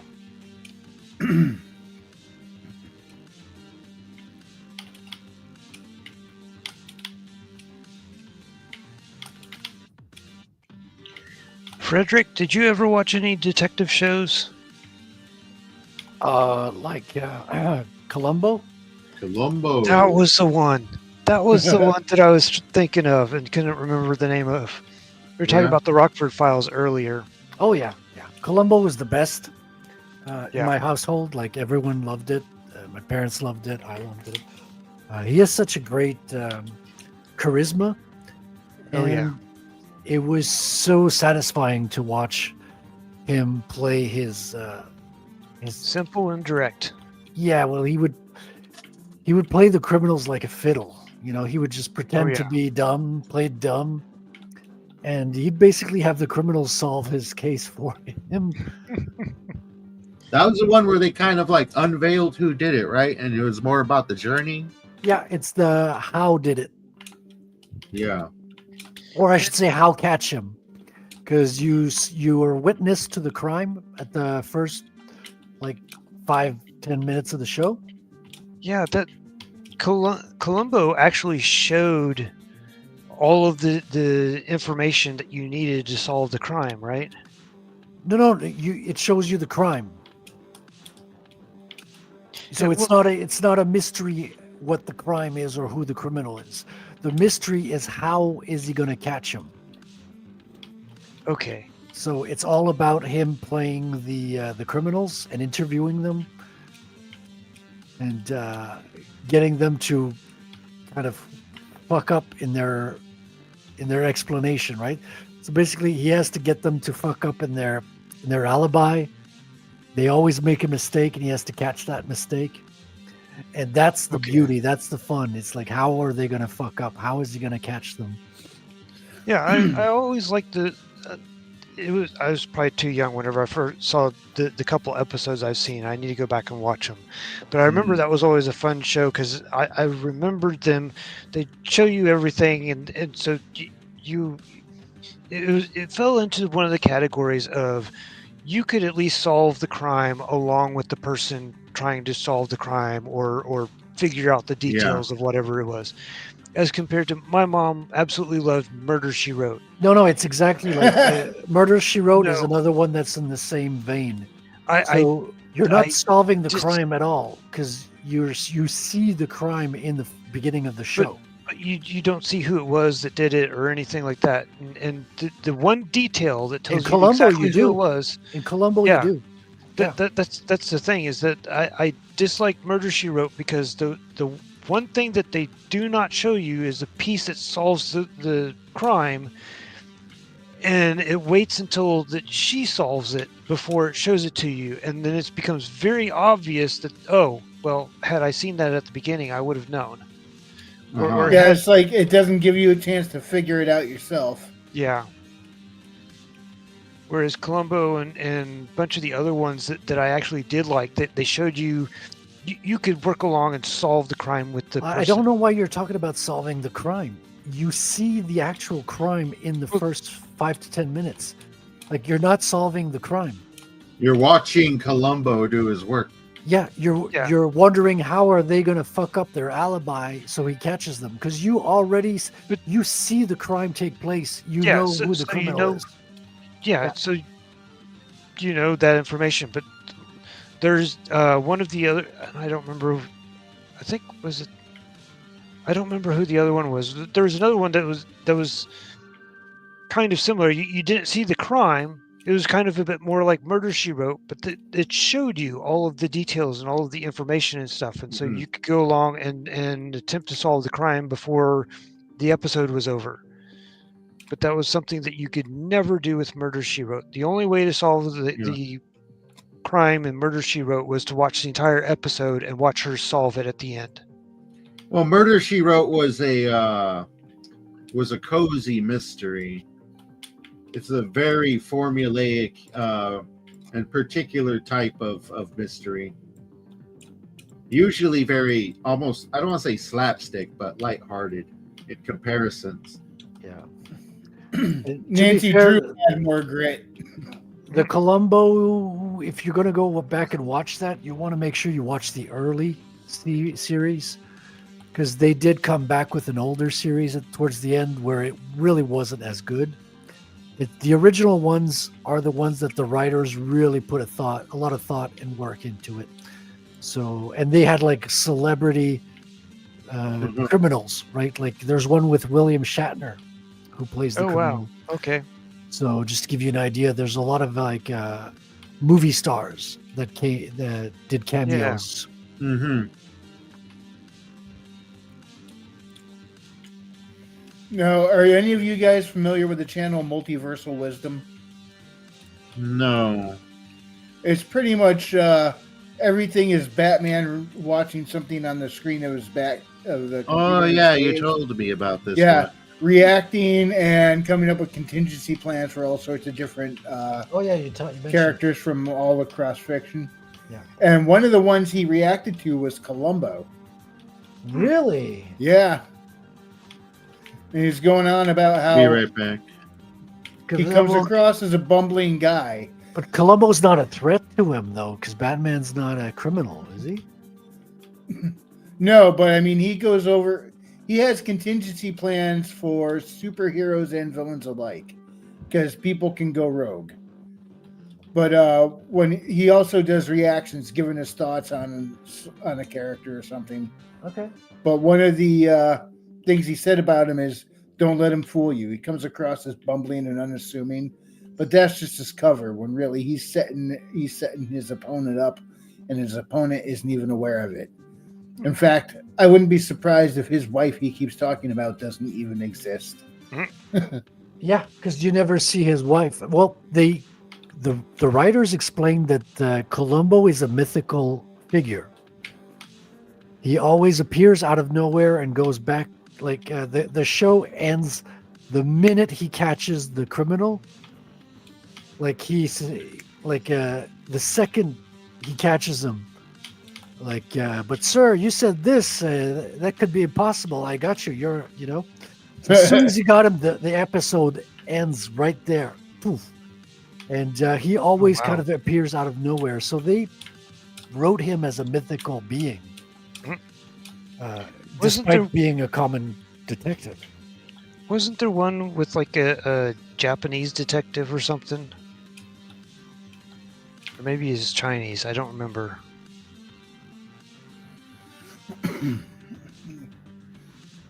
Wasn't that called Death Note?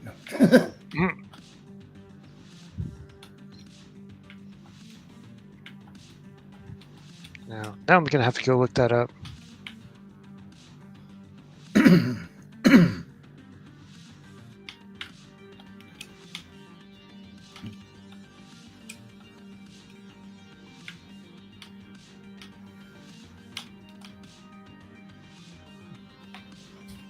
Well, let's see. What are you working on, Frederick?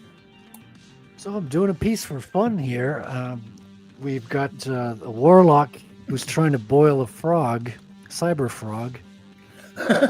But this cyber frog has heat sensors, and therefore can sense the water is boiling, and hence is leaving the boiling pot. Hold on, isn't Cyberfrog somebody's screen handle or something somewhere? I think I've heard. It's the comic book character created by Ethan Van Sciver. Can Cyberfrog take on Hypnotoad?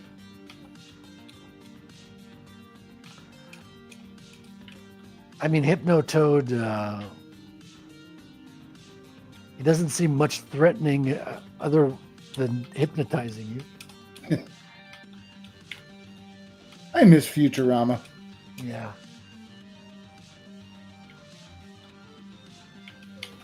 I always get the impression that Futurama's going to come back because it always came back. Yeah, one of the opening things was it just won't stay dead. Yeah, it's so well written. Surprisingly, for how goofy it is. Yeah, and we got a lot of good memes from that show, like Snoo Snoo. Death by Snoo Snoo.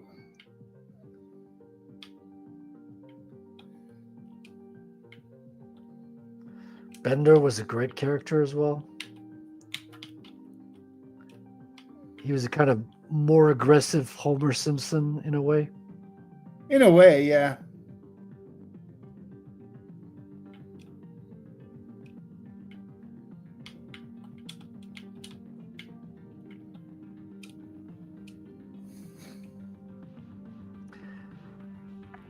Yeah, they were able to, but the IQ of the writing team on that show was incredible. Like, yeah, they don't get enough credit.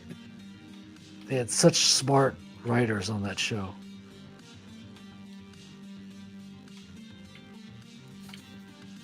I just realized there's a lever below me.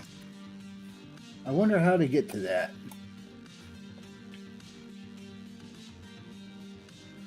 I gotta flip that switch. Yeah, so now I gotta finish my video game before I start another video game. There's the temptation to start one without ending the other. But like, if I keep doing that, I'm never gonna finish any video game. The only one Yeah, I finished yeah. so far is Batman Arkham Asylum. But to be fair to myself, like I just got a whole bunch of games this year, so of course I'm going to try a lot of them out. Very much in the same boat. Very much so. So I choose one game. It's like, all right, you are the story-based game I'm going to complete. Which is kind of why I want to finish Black Flag. I'm like very much advanced in it. I'm probably close to the end. And I think I want to dive into Hitman like pretty deep. Ooh, careful there. Hitman is also a time consumer. And it'll grab you by the balls and not let you go. Yeah, which is why I'm not starting it until I'm ready. All right? Preparing your soul. The Adventures of Dr. Fu Manchu. I finally found it. Oh, is that the detective story you were looking for? Yeah, The Adventures of Dr. Fu Manchu. Oh, we Was got they- Herman in the chat. He says the whole point of video games is to not finish them. Hey, Herman. Some wise words, Herman. Yes. And I must play his intro video. Gentlemen, we can rebuild him. We have the technology. Better, stronger, faster. The Bionic Edge. How you doing, man? Whoop, whoop. You know, speaking of detectives, dang, what was it?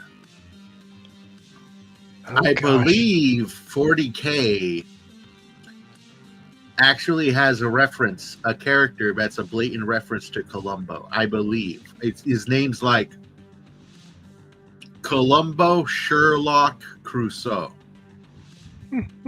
If you get it, you get it. If you don't, you have not watched television. Early in the 1950s, an NBC pilot starring John Carradine and Cedric Hardwicke was made, but the sponsors were disappointed in the scripts and the TV series never materialized.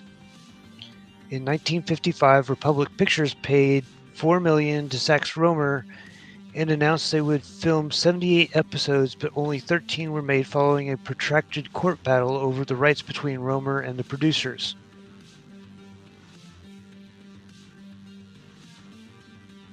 Each episode would start off with Dr. Fu Manchu and Nayland Smith playing a game of chess, with the narrator telling us, black and white, life and death, good and evil, two sides of the chess game, two forces of the universe, one magnificent, the other sinister.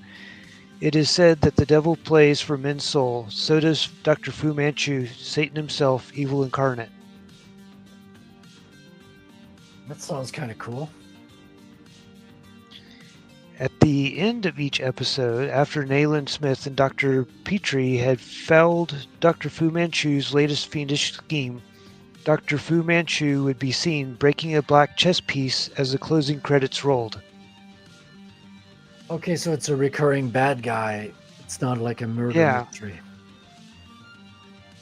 But it is like a mystery that you have to solve to figure out what his scheme is or whatever.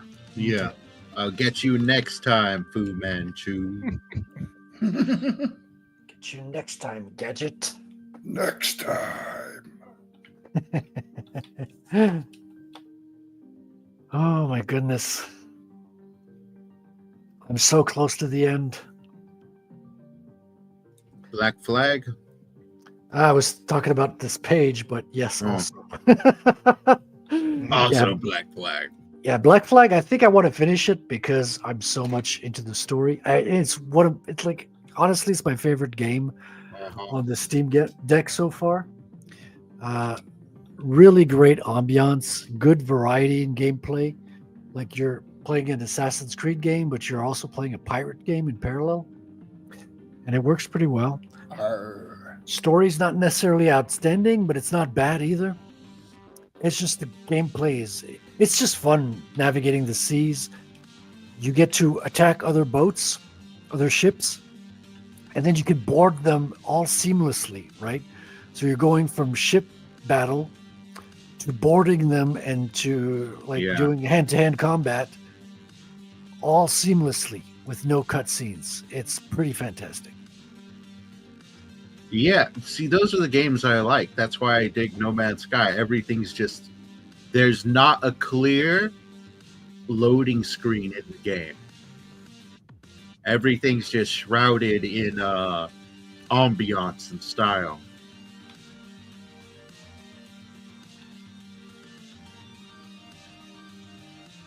Black Flag has a couple of like modern day scenes which Assassin's Creed inherited from previous games, and in this current one it's kind of awkward. It's not very well developed. Yeah, what happens? Well, in the remake they're going to drop it, but basically you're in a modern version of Ubisoft where they're trying to steal your memories as a developer, and then you are trying to hack your boss with a strange hacking character that guides you through it, and you have no choice to go along. So it's not like you can choose to help the hacker or not. You have no choice. It's I've never enjoyed the future sequences in those games. Never. I hear the Ezio trilogy sequences make a lot of sense from reviews, but like this is the only AC game I've played so far, so what do I know? Yeah, pretty much all of them have those. I've never, like I said, never been impressed. They've all been kind of meh.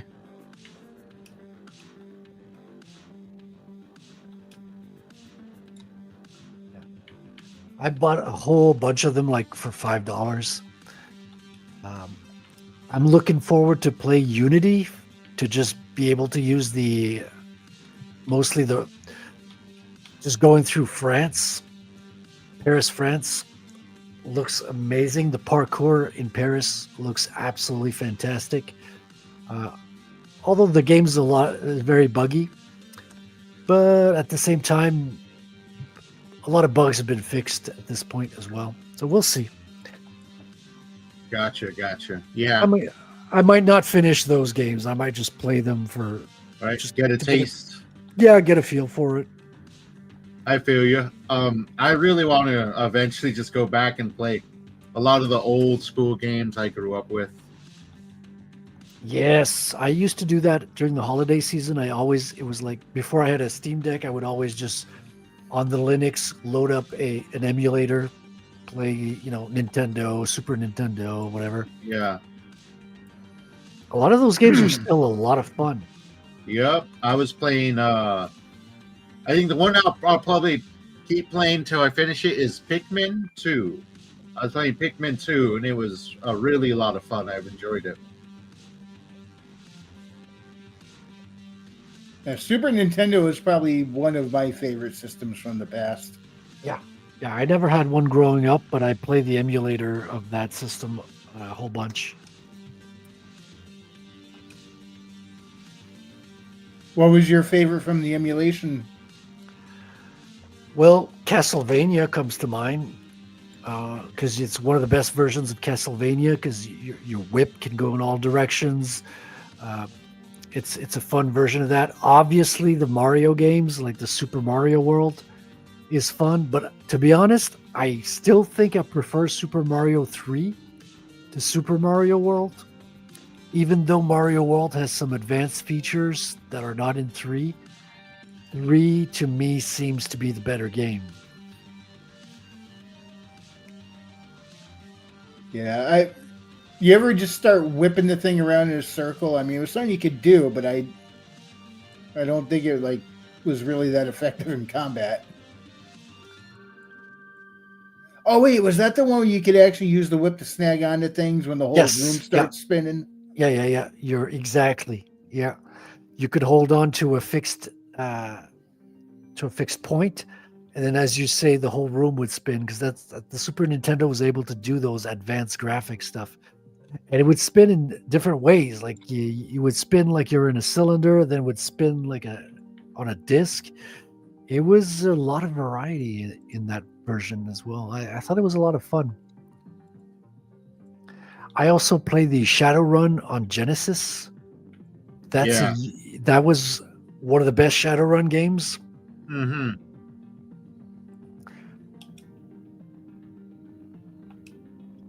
I remember hearing good things, but that's another one I never really got into was Shadowrun.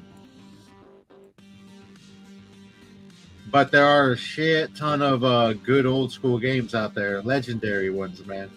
I had fun with the RPG. I eventually want to get into Fatal Frame. That one's always kind of interested me. But haven't gotten into it yet. When it came out, obviously, I was just broke, so I couldn't afford it. Well, yeah, that's. But now I got the ROM. The ROM belongs to me. Yeah, we have more money than time now. More games than time, I should say. We really do, right? For now, when I eventually retire, I'll probably just. Yeah, but James, they'll have made so many more fun games by the time you retire. Yeah, but by then, I won't care about newer games. I just want to. I just want my nostalgia trip. I don't know, man. I'm looking forward to that James Bond game next year. I think it's going to be a lot of fun. And GTA 6 is coming out next year as well. GTA. Where are you?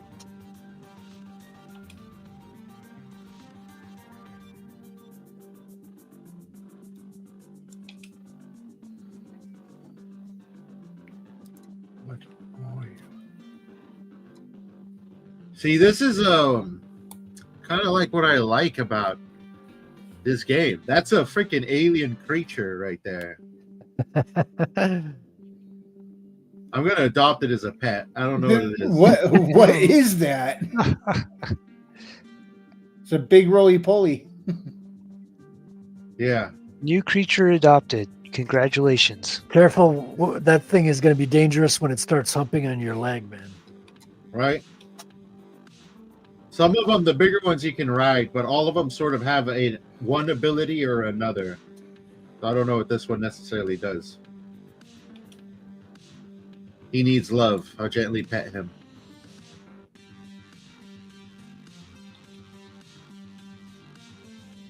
It looks like it rolls over things and crushes stuff. Possibly. It definitely lays eggs every 24 hours. Wow, that's a lot. It's like the fur balls in Star Trek. It's going to No, the tribbles. Yeah, the tribbles. Have you guys ever seen the movie Rubber? I've heard of it, but I haven't personally seen it. It's worth a watch. The Rubber? Disney one, Flubber? Oh, No, Flubber. Rubber. No, The no, absent-minded no. professor. No. Rubber. Rubber. It's a story about a tire. A I have not. No. sidekick killer Maybe tire. not. Yeah, it's a psychic tire that's left by the side of the road and it awakens. Like it becomes conscious. So it's just an abandoned rubber tire on the side of the road. And it kind of like slowly shakes itself awake. And then it starts rolling around and psychically killing people. Odd. Very. It's a surreal film. It's an absolutely surreal film. And definitely worth a watch. Like it's so weird and fun because it's like it's a horror film. Like the tire's a serial killer. It's the most film I've ever seen.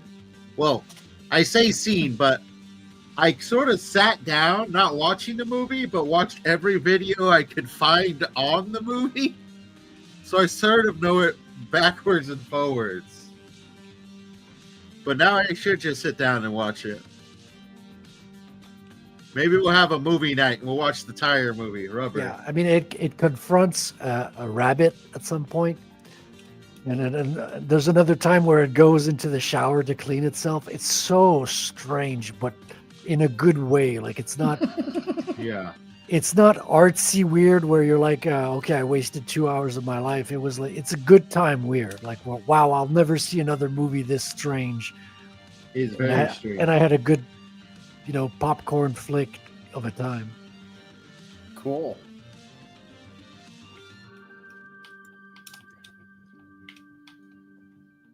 'Cause it's being trailed by cops. You have cops that are trying to solve the murder, and they have no idea what's happening, and all they can see is the tire tracks, so they identify the make and model of the tire. But they're looking for a car or something, you know. We're looking for a rogue Michelin. Yeah, basically. Alias Michelle.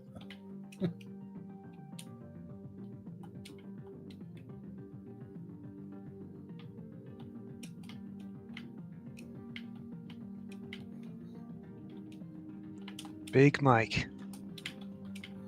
There's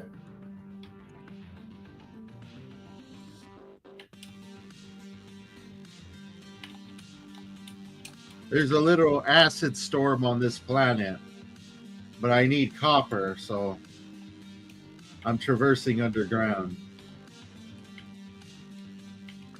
Watch out for that climate change. I was checking it out, you know, going to new planets. It was high in ammonia, so I thought that it would be more radioactive, and I made sure to pre-install some cycles ago a pretty good anti-radioactivity filter on my suit, but unfortunately the planet is covered with acid, which I guess also explains the ammonia.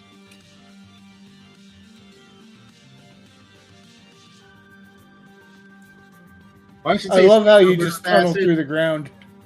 Yeah, it's not that the planet's covered with acid. It just got high acid content in the atmosphere.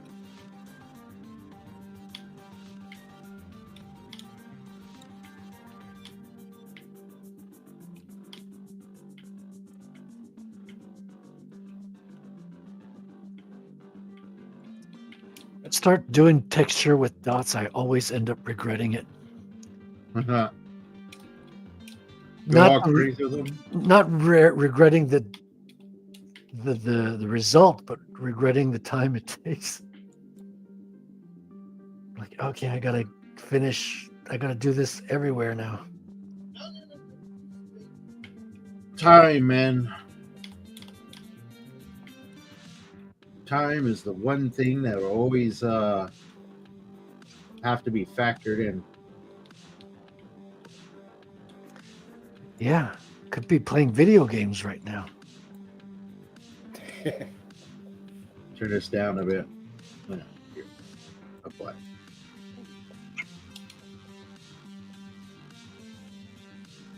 What the hell is that?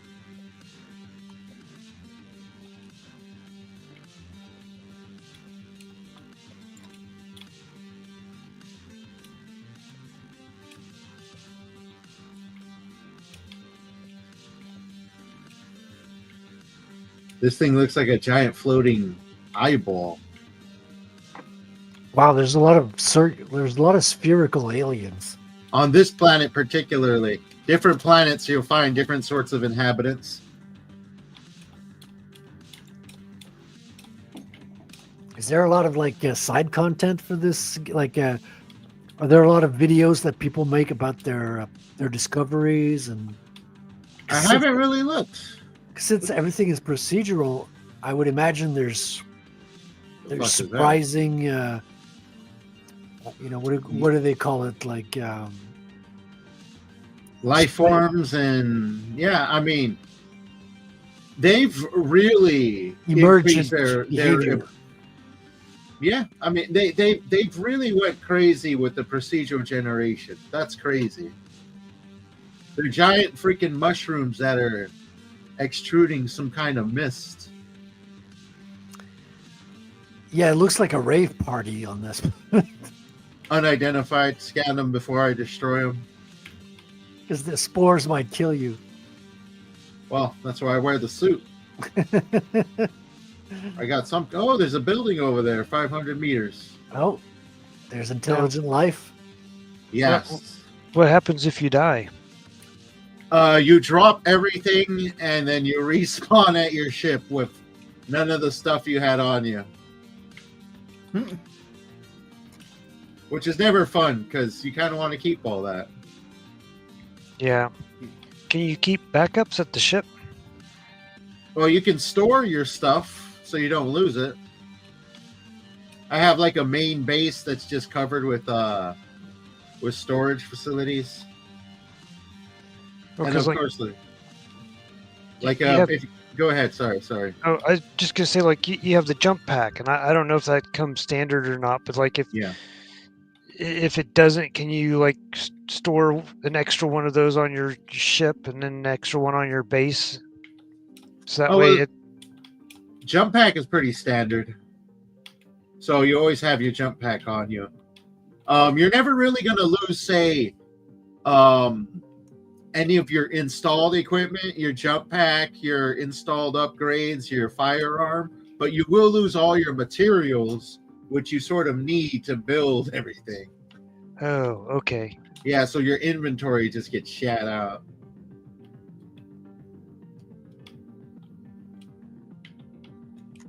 Okay, I was wondering because it's like if you lost the jump pack and you lost a bunch of the other installed stuff, that would kind of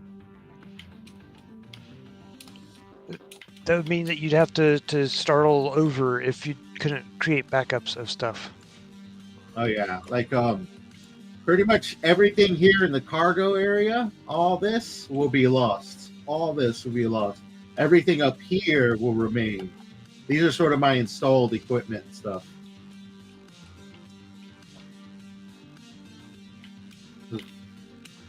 Looks like this is actually a defended mini outpost.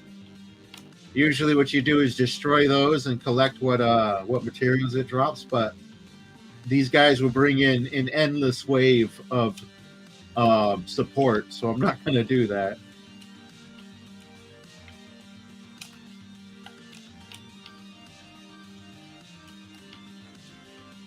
Now, if you notice in the game, whenever I highlight something, there's a name and it shows you what you're going to get, like this one's carbon.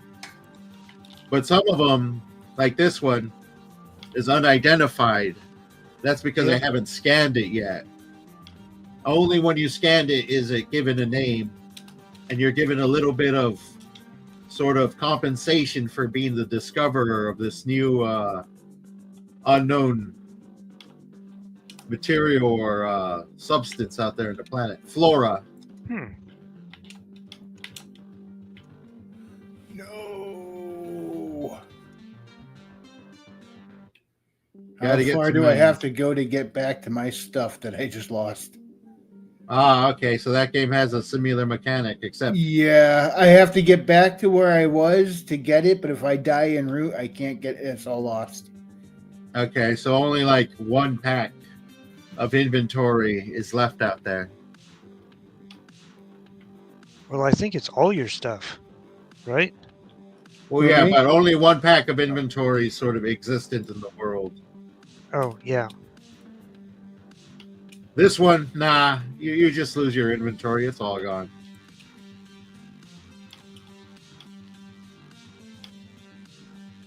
I should have parked closer. That's how I'm feeling right now. My last save was on the other side of the map from here. And I'm like, and looking at the map where I lost my stuff, there was a save point right in that same room. I'm like, dang it. Oh, gosh. Should have gotten valet service is what I'm thinking.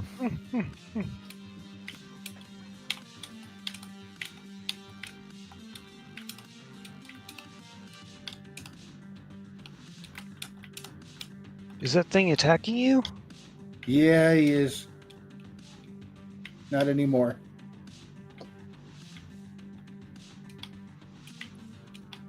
This is one of those games, even when you're getting good at it, just walking along, you can end up getting wrecked just in transit if you're not careful.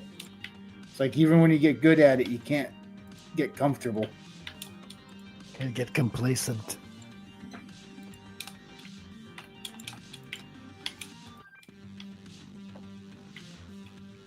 Get good. I don't know, what do you guys think about the whole get good argument on everything? On one hand, I kind of agree, but on the other hand, I'm not a teenager anymore. I can't spend hours and hours getting good. What's the get good argument? I haven't heard that. If a game's Basically, too if hard, if you're having trouble with the game, get good. Oh yeah, I mean, I just had that problem with the Black Flag, so I was at a point at the game where I get the observatory, I escape, and then I'm sent to prison basically, and then there's a prison escape, and I'm just completely surrounded by the army. oh no! And there's nothing I could do. They outnumber me, and I die every time. So I had to go and learn, like, okay, how do I do advanced fighting? Like, how do I really do good fighting in Black Flag? Because I was kind of doing kind of mediocre fighting throughout the whole game and getting by with that level of fighting. But now I learned, okay, there are tactics, there are combos that allow you to kill multiple characters at the same time when you're surrounded. And there's different types of characters, and different types of characters have different ways and strategies to defeat. So I had no choice but to get good. No! I just lost all my shit. I had no choice to get good but to pass that level that I was stuck at.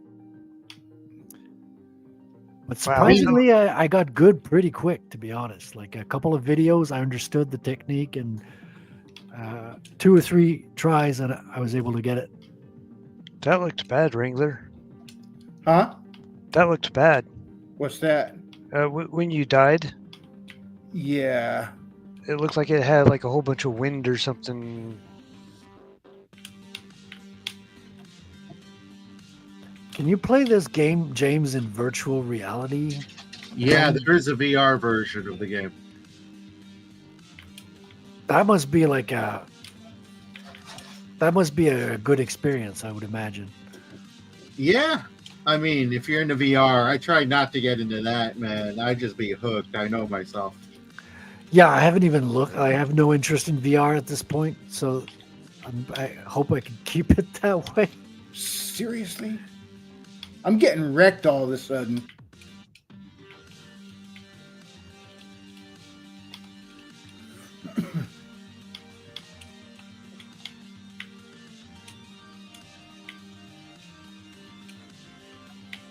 It's like I was doing so good, and all of a sudden I just start dying to the dumbest things. Unknown planet. Yeah. Copper dioxide cobalt, the frost planet. That's also another thing I like about this. It actually uses like real chemicals and materials. So you do kind of learn that for over a while. Oh, nice. Educational as well as fun. It's all blue. I can't fucking see what's down there. I'm looking at the sky. I hate learning when I'm playing video games. Okay. There we go. Get good. Yeah, good. Whoa, there's a base already here. Nice. Oh, wow. These are usually just scattered about. You'll find some resources, but no life forms. Can you reuse them? You can't reuse those, but you can pretty much build wherever you want. So maybe you can reuse them. I like just traversing the different planets and checking them out. Like this one has a ring around it, which is cool. You're like, yeah, I want to go in the ring, till you find out it's just a giant asteroid field and you're in a giant fat ship. So Oh, yeah. put those two together. Wreck. Exactly. And it's foggy too, so Oh, there is a lot more to this area than I thought.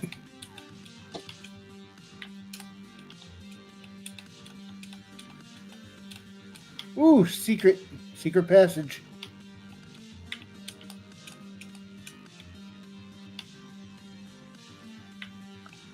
We haven't heard much about Nintendo lately. Like, has the Switch, drama died down, or did Nintendo fix anything, or is just people? That's the way it is, and that's the way it's gonna be. it's Nintendo, man. Who knows? Yeah, they're pissing people off, with their lawsuits and their patenting common game mechanics. And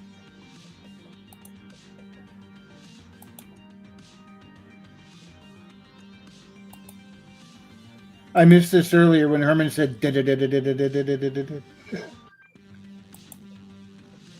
The bionic hedge.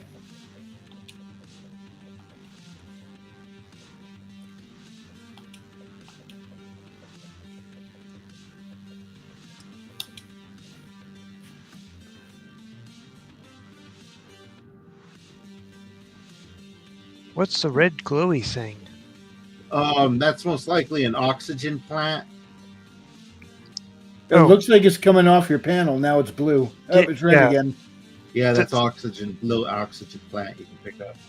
Well, no, off on the bottom left. It looks like your speed or something. Oh, that? Yeah, I think it's my speed. So I go down to 0. Oh, okay. At first I wasn't sure, and then I saw, oh, okay, it's a speed. Maybe you're going in reverse or something? No.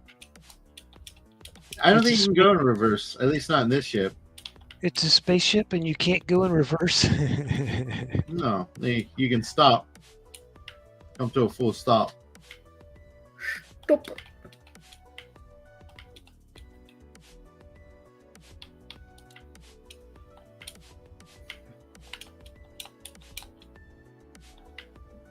Let's see if I can find out what's around this other corner without getting killed.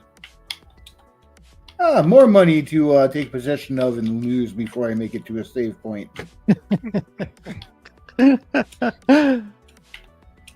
I love finding stuff to lose before I save.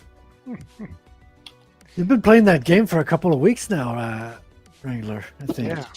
Yes, it's weird. It's nice. It's weird how it's nice and aggravating and then exhilarating at the same time.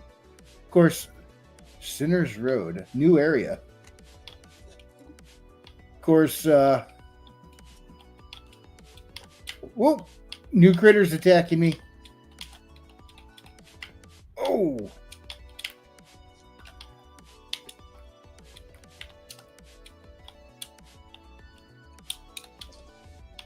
So, on this map, those lines, are those like jump points or? Yeah, there's jump points that my current engine can take me to, but every single star is a possible jump point if I could either A, upgrade my engine, or get close enough. Okay. That's why I say, there's a lot of planets, because each of those stars has at least 2 to 3 planets there, maybe even more. And that's not including the suns and moons, which you can visit the moons at least. And most of the lines, the connected lines, I've been to them already. The ones with that are the broken lines, that's sort of like a tracked coordinate for the I guess the main storyline for you to follow, but I like exploring. I think I may have been to this one, but let's go take a look. Man, I am tempted. I mean, it's often on sale, this game, so. Yeah, it's just that if I got this, I might forget to work, and I might not get around to writing the story. Yeah, do that afterwards. Give yourself a treat when you're done with your book. Yeah, Christmas is coming along. Do it during Christmas vacation or something. When the work's done, Right? That's usually the way I did it. Yeah, I've already been to this universe before, or galaxy, or star system. There you go. Oh, look, there's some freighters. Now, are there factions in this? Oh yeah, there are factions. Frost crystals, another frost planet.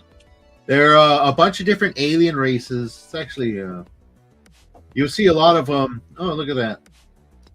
At their space station. Space station's pretty close.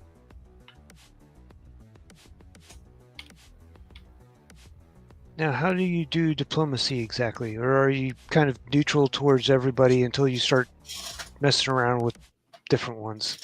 Well, there's diplomacy is more so based around quests. You do quests for certain factions that may be against other factions, and sometimes you might accidentally shoot a ship and it shoots you back and you get in the star fight and then you lose you lose standing with that faction.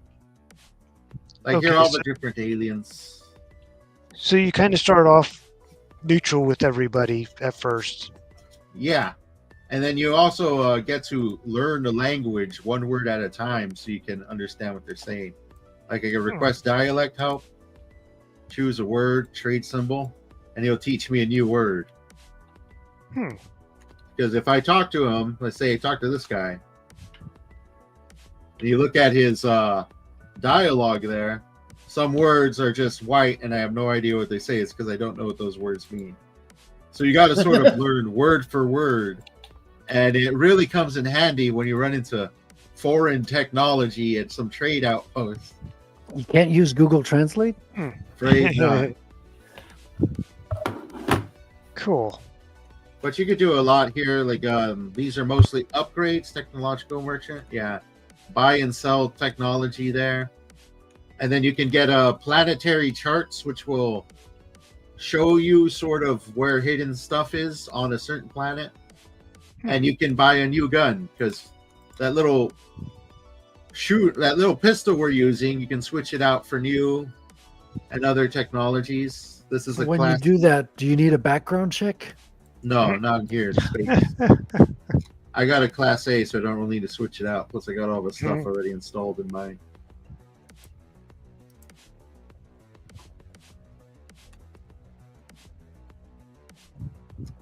And then an exosuit upgrade. Gives you one more inventory slot whenever you unlock those. Only one? Wow. Perk 1. Purchase new slot. Yes. I need a new slot.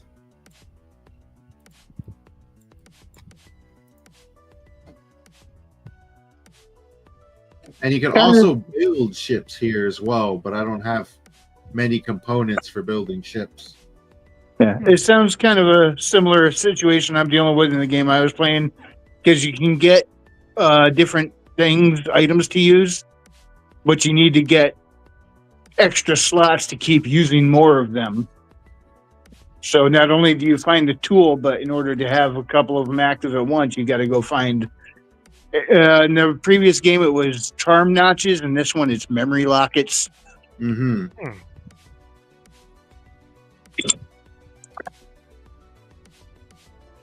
And you build out a crest. There's different crests you can have with different ability builds. And the more lockets you have, the more items on this build list you can have active at one time. But, I mean, there is a limit, of course, but it's an interesting system.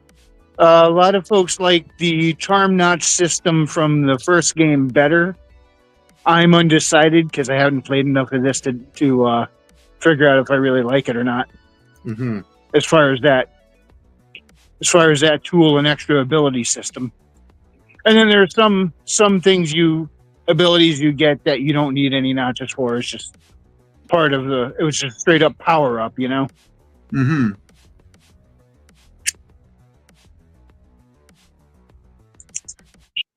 Yeah, inventory is usually one of those things they use for constricting in the one. Whoa. I think that's a black hole. I was going to say, you just went somewhere very orange. Yeah, Wow. that doesn't look good, man. I would. Yeah, I needed to unlock a particular type of engine to make it in a place like this. I honestly played this Are game you in the for, citrus system? I played this game for on and off for like 9 years. I've never ran into this before. So I would So you're turn still back finding new now. stuff. Put it in reverse, James. Put it in reverse.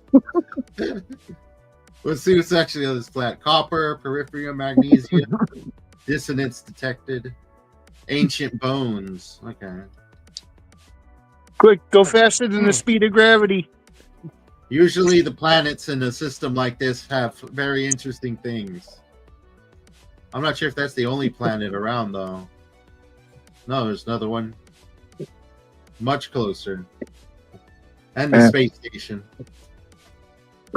Was it? I think gravity is the only force we're aware of that's faster than light. Copper, gold, magnetized ferrite. That might be a dead planet. Let's take a look. Gold, gold, gold. It's dead, Jim.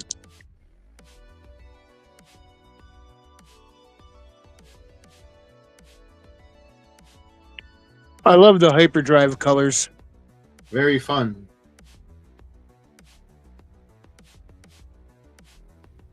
And very beautiful at times, too.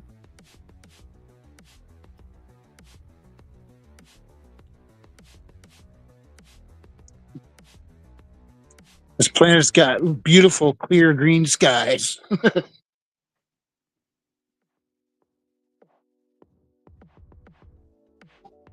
Take a look at this.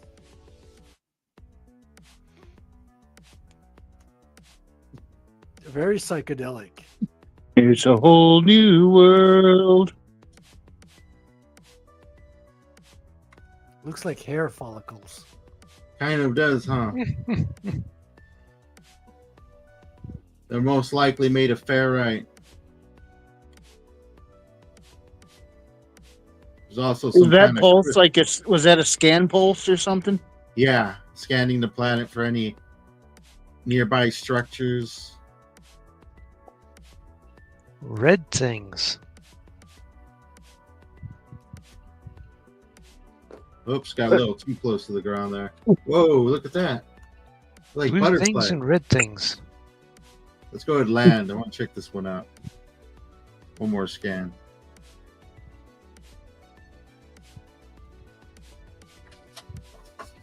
This is pretty much like 80% of the shit I do is go around and find planets I like and just start building bases. Is that gold? Copper deposit. We'll need that.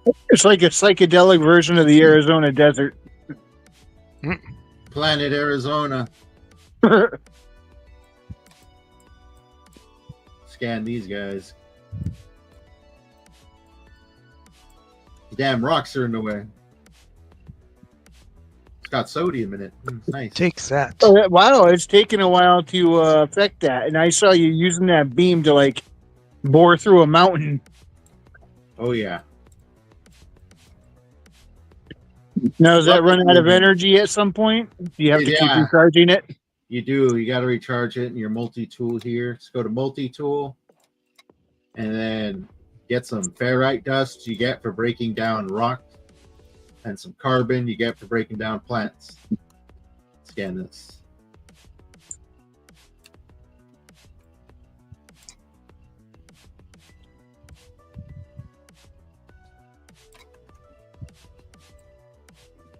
It's got ferrite and oxygen in it. Nice. Oxygen, you need that to keep your suit going. What are the blue things? This is dioxide. Dihydrogen. So fairly common? Very common on every planet. You need it to survive, so the game provides plenty of it. This is so interesting. It's just like looking at them.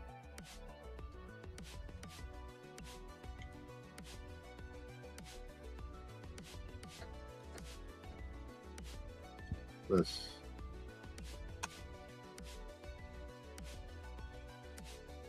Right.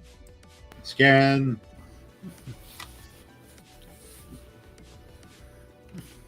This one's supposed to be different. So. Okay, I know what those are. Those are collectible pieces that you could store at your house. So they also have a few of those you could find. Those are interesting looking. Well, they're almost like broadleaf cactuses or something. Kind of, aren't they? They almost shell-like. Oh no, that is shell-like. I was talking about the green plants you ran by a second ago. Ah, okay.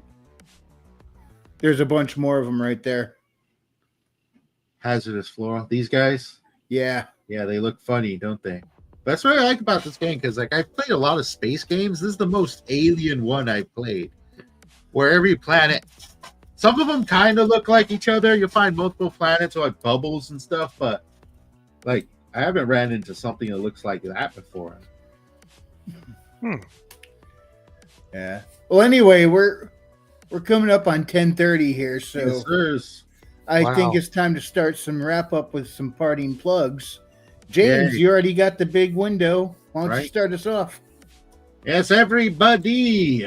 I am a person who is definitely inspired by many things, including my explorations into space. I'm a space bug, after all. You can't see that. If you're early in the show, you could.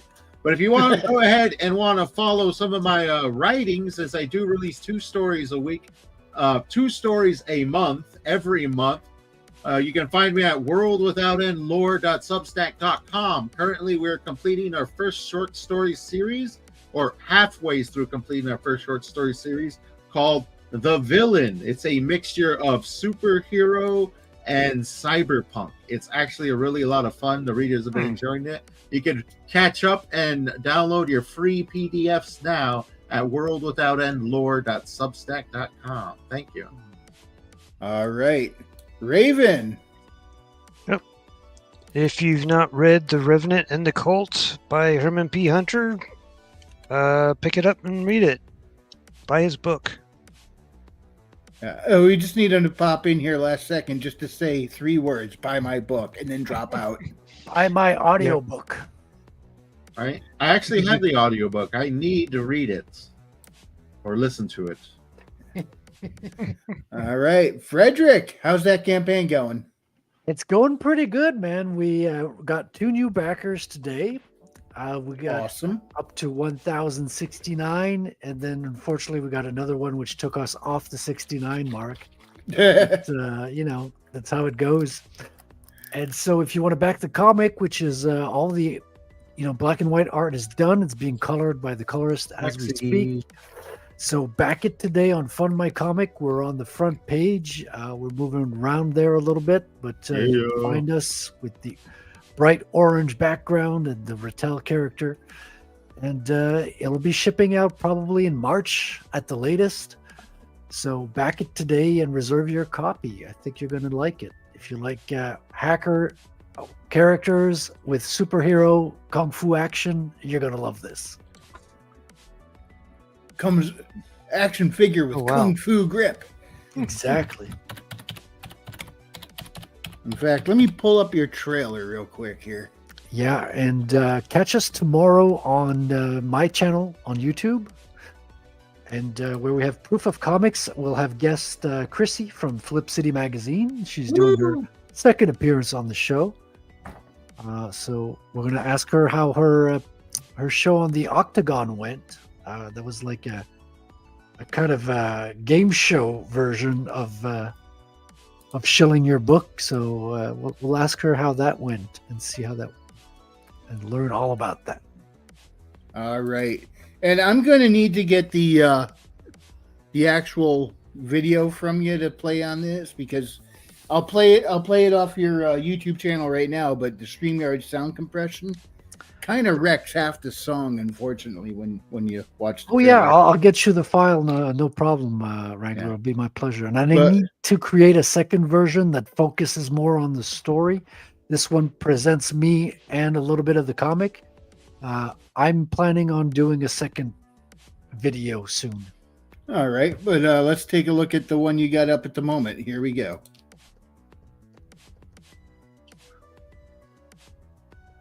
Do I not have... Oh, I don't have volume on this. Hang on.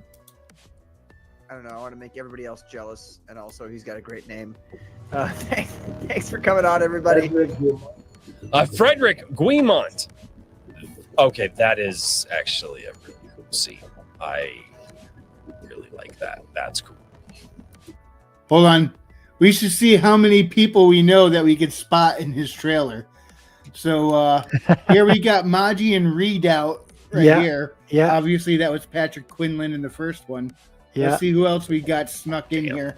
Yeah, well, you guys That are was all really there cool, in Frederick. the. Frederick, what are you working on right now?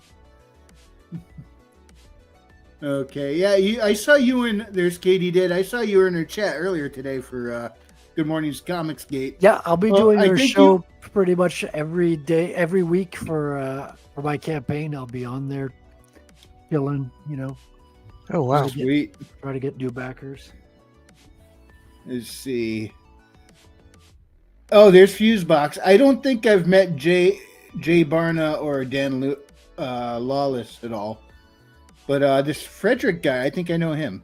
But yeah, we had Fusebox on your show. I know that. Yeah, correct. Yeah, I got his stuff. Oh, I got Patrick Quinlan's issue number 2 for Ooh, nice. Phenomenon today. It arrived nice. today. He hasn't even sent mine out yet. Little.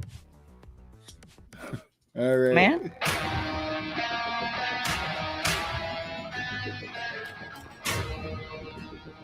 You got Otter, Billy Bob on the right. There we go. Yeah, Has some there's sense. Billy James is Bob. there. There's James. There's Otter. Some done redneck with a chick for a profile picture.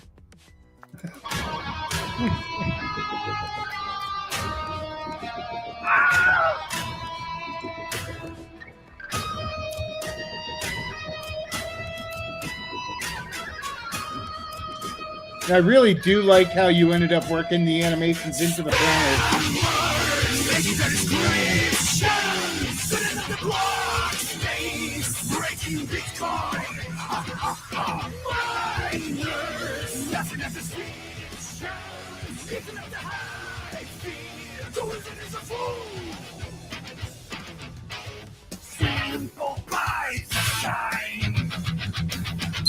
Oh wow.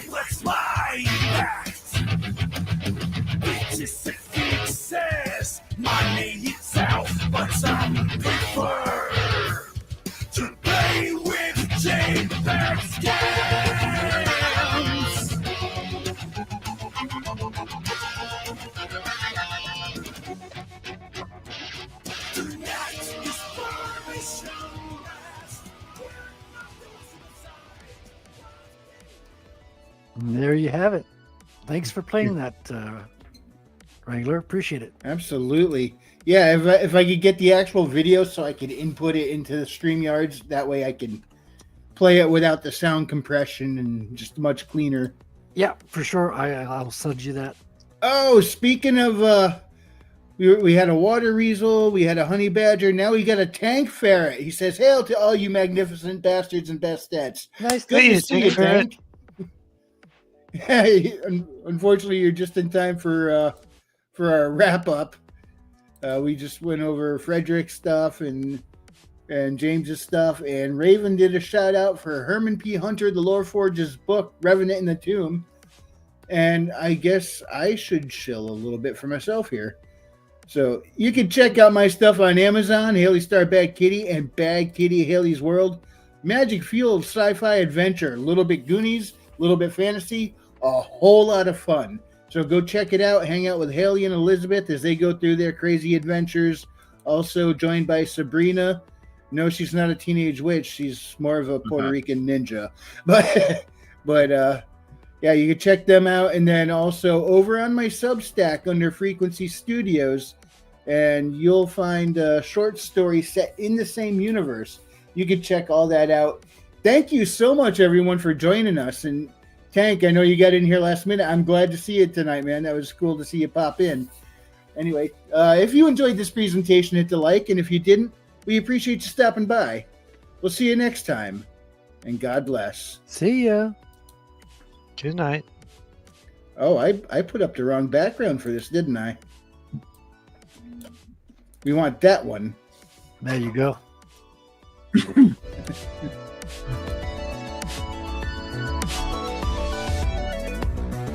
We got to make more stuff before the show next week. Gotta do writing. And that's where I sit down, stare at the screen, and go, what do I write?